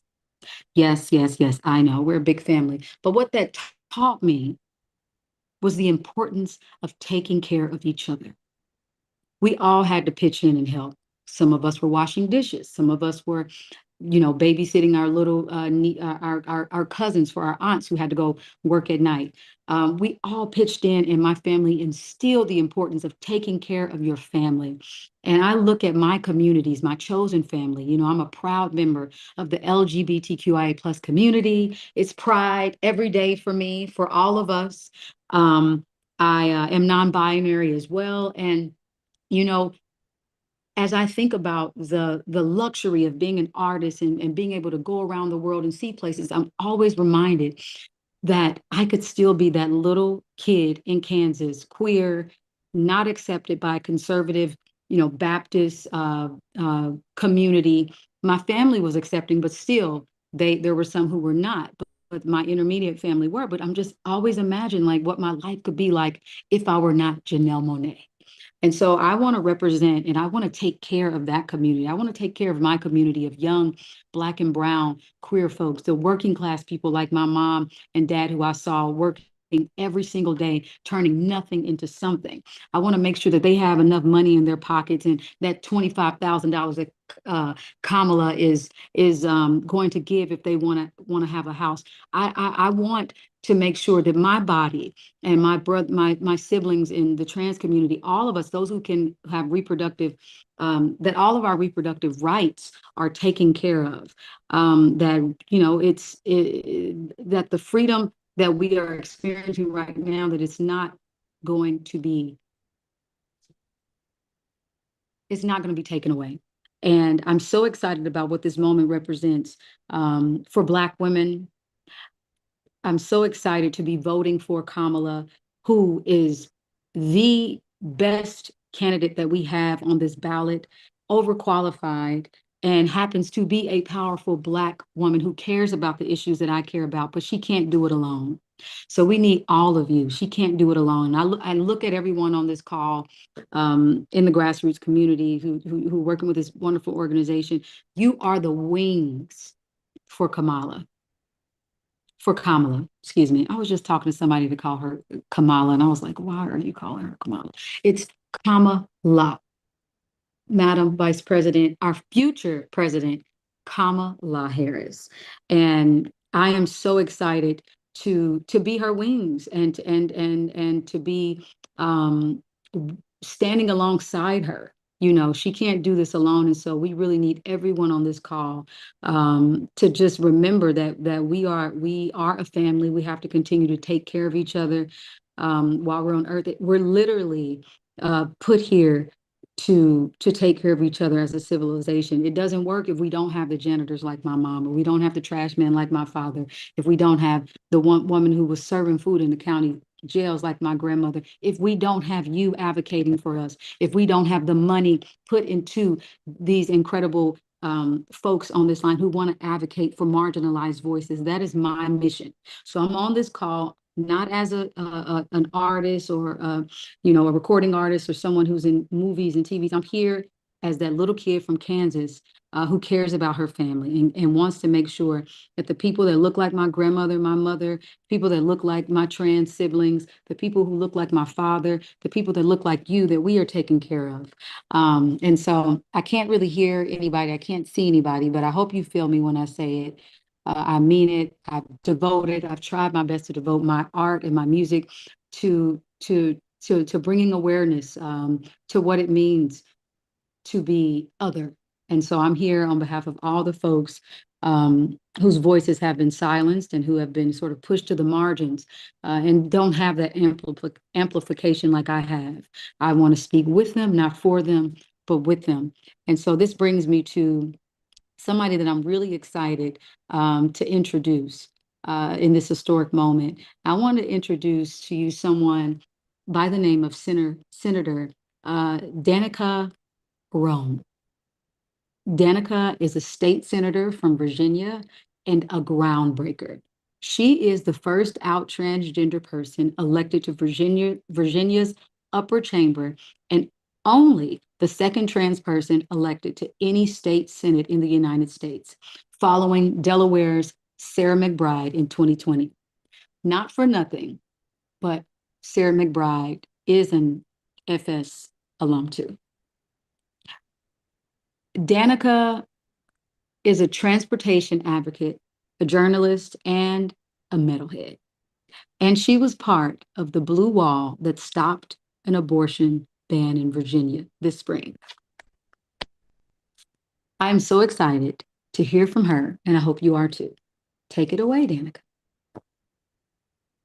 Thank you so much, Janelle, and thank you so much for managing everyone from the Run for Something team. I'm especially grateful to be introduced by any given musician, especially one who is family, who's from the same community. And even if our musical styles are different, what you're finding right here is that we have a common cause of not only celebrating humanity, but making sure that we are actually doing something. We're taking action to win elections. And I hope people understand that when you go to bat and you do everything possible for those local candidates, for state candidates, for all the down ballot candidates, you're not only winning those elections, you're making the future of the Democratic Party possible. Kamala Harris got her start when a small group of her friends said, hey, who's going to actually train you on how to run for office, when she wanted to run for district attorney in San Francisco. And so Andrew Steele and others got together. They were working on her Rolodex together, helping out with messaging and everything. And that was actually the origin story for Emerge to exist. And I'm now the executive director of Emerge Virginia. And so Emerge's founding came from a group of women, working with Kamala Harris out in San Francisco. And Joe Biden got his start by flipping a seat red to blue on the new county council, on the Newcastle County Council in 1970. So he was elected president 50 years later. You don't know who that county council member who you're electing now could be, who will be that future president. Barack Obama was a state senator after, by the way, who lost a congressional run to Bobby Rush before he actually won a U.S. Senate seat. It's so important to remember that these names, all this stuff, when you go to the DLCC office, they actually have all these really big name members, from the party on their walls, but it's from their local runs for office, like when Bernie Sanders was mayor of Burlington, Vermont, right? So that's just the first thing that touched my heart. Second thing is when Amanda talked earlier about that up ballot effect that local candidates have, Ralph Northam, who won in 2017 for governor, he was able to win without any question because Democrats had not only had record recruiting for the House of Delegates, but because we ran hard everywhere. In 2017, we were the tip of the spear that year. Like, there's no question. The first, or another metaphor, the first drops of the blue wave hit Virginia's shores. I mean, and it actually began in April of that year when Jackie Smith won her race for a special election for clerk of the court that flipped that seat red to blue. And even though she was outspent 7-1 by the then House Majority Whip, who would go on to lose his House seat that fall, it really went to show you the power of local organizing and organizing for a mission. And that mission is to win elections, have a generational shift as we do it, and influence the Democratic Party in a way that makes sure that it is advocating for its constituencies all across every spectrum, because no one in our party should be left behind. And, tonight I'm kind of coming to you from this like undisclosed location, sort of like halogen bulb office at a gay bar in Arlington, because I was just upstairs before I got into this call, giving a speech for the Out for Harris folks.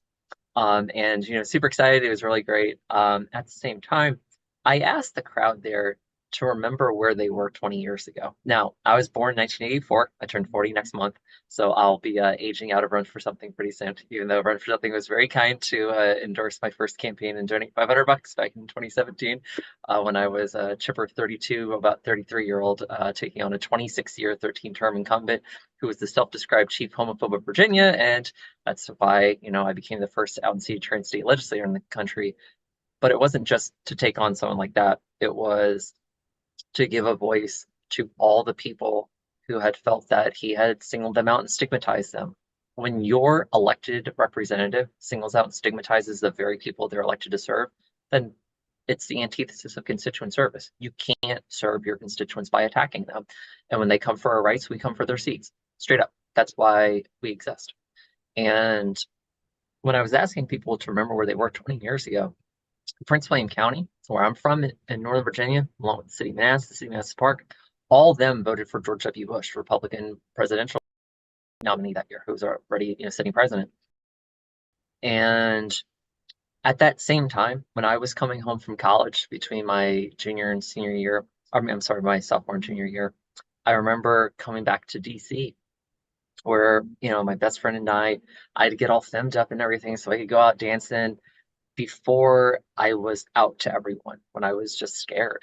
And I would park my car along P Street in DuPont Circle. I keep my hair over my face like this, and I make a quick little beeline over the bridge, past the gas station on the right, and over to a club called Apex. And I was just the whole time thinking, oh God, please don't let anyone recognize me. Please don't let anyone know I'm here. Please don't let anyone know. Let alone, I don't want to be hurt. I don't want what happened to Matthew Shepard and to Gwen Barahu to happen to me. And that was a very real fear in 2004. It was as real as it gets. That same time in 2004, a newly elected district attorney on the other side of the country got out of a car that was originally supposed to head to the airport. She stepped out. She walked into City Hall, where the mayor of San Francisco had just declared marriage equality was law of the land in defiance of everyone, and there were hundreds of gay couples all lined up. And Kamala Harris said, how can I help? What can I do? And someone said, we need officiants. And she said, I'm in. And she started presiding over same-sex weddings right on the spot. This was when John Kerry and John Edwards, who are our Democratic nominees for president and vice president, were opposed to marriage equality. This is back when LGBTQ voters were voting for Democratic candidates for president because we thought that they would hurt us less, and hopefully they would appoint really good people to the Supreme Court who would actually help us instead of just hurting us less. And when I look back at that, I think, wow, we've come a long way, but we still have more to go. 9 years after that, it was at a New Year's Eve party in 2013. going in 2014. I was 4 weeks into hormone replacement therapy. I was out with two friends, and we were walking into this place in South Boston where I was visiting with friends. And once again, I had my hair down. I had my head go like this. So I walked in. I went to the restroom, and this woman with an Irish accent, she came up to me and she asked, "Hey, are you transgender?" And I said, "Yeah," and just kind of looked at the floor a little sheepishly. And she said, "Well, I could tell." And she said it wasn't because of how I was dressed or, something that stood out like that. And she goes, "You lacked confidence. You're the only person here who came in with your hair over your face and looking at the floor, and just, you belong here." And she was basically just telling me, keep your chin up, you're here. Well, 6 years later, it's 2019. I'm now a state legislator. I'm in Los Angeles at the Human Rights Campaign Gala, and I meet then United States Senator Kamala Harris, who had come up in those last 15 years from district attorney all the way up to the United States Senate, running for president. And she told me as soon as she saw me, she just wanted to give me a pep talk, and I didn't even understand why. And she said, keep your shoulders down, keep your chin up, and remember that you are exactly where you're supposed to be, exactly where you're meant to be. I know I'm where I'm meant to be, and I'm right here with Run for Something tonight. This is where I'm meant to be right now, because my hope is to inspire you to go and run and win and kick some ass as you're doing it.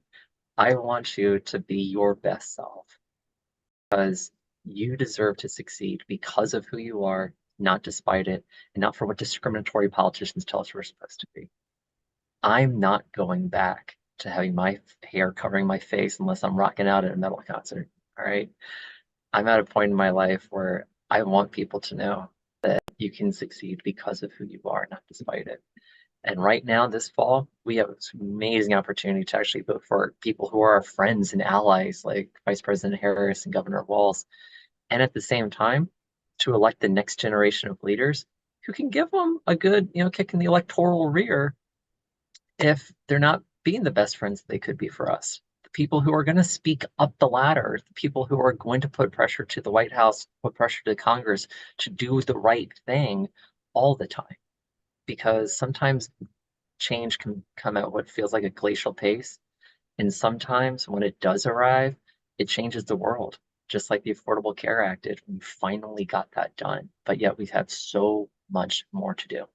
So make sure that you're contributing to Run for Something tonight, because that's how the next generation of leaders gets trained. Make sure that you rock my Act Blue over if you type in my name into actblue.com.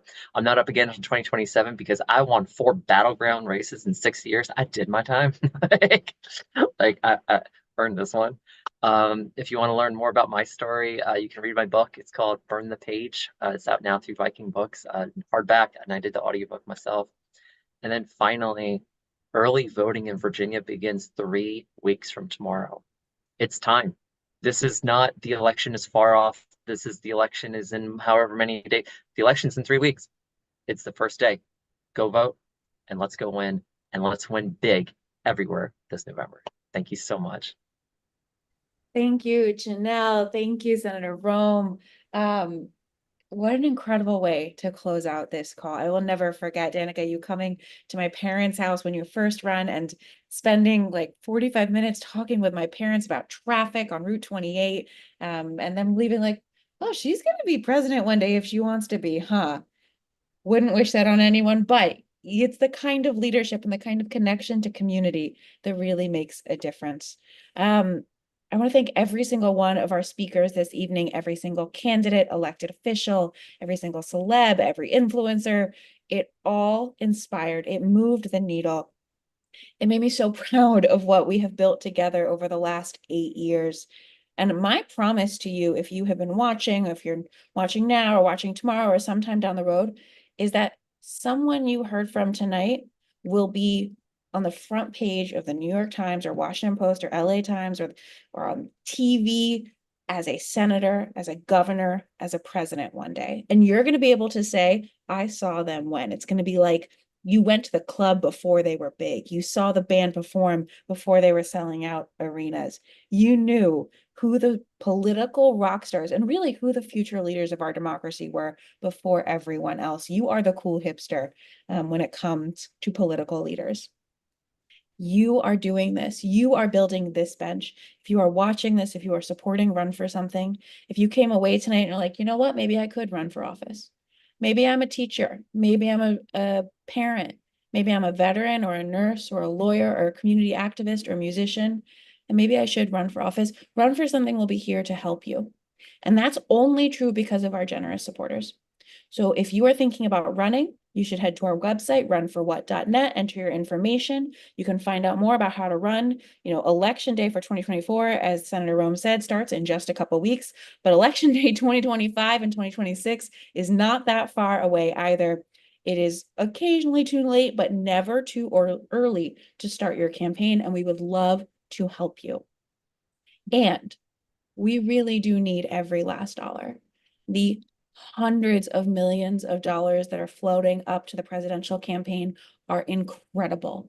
She needs every last resource she can get to win. But as you have heard over and over and over again on this call tonight, if we don't also fight for and win these state and local offices, she will not be a successful president. It will not be lasting power, and more harm will get done to the people we care about. We cannot leave that shit up to chance. Make a donation. Every dollar that you give on this page to the end of the night is going to get matched. Your impact will be doubled. It will matter. Thank you for being part of the Run for Something community. Thank you for running, for leading, for donating. Thank you to the team who put this call together tonight. Let's get out there and win this election in November and be ready to fight for every election for the years to come. Thanks, everyone.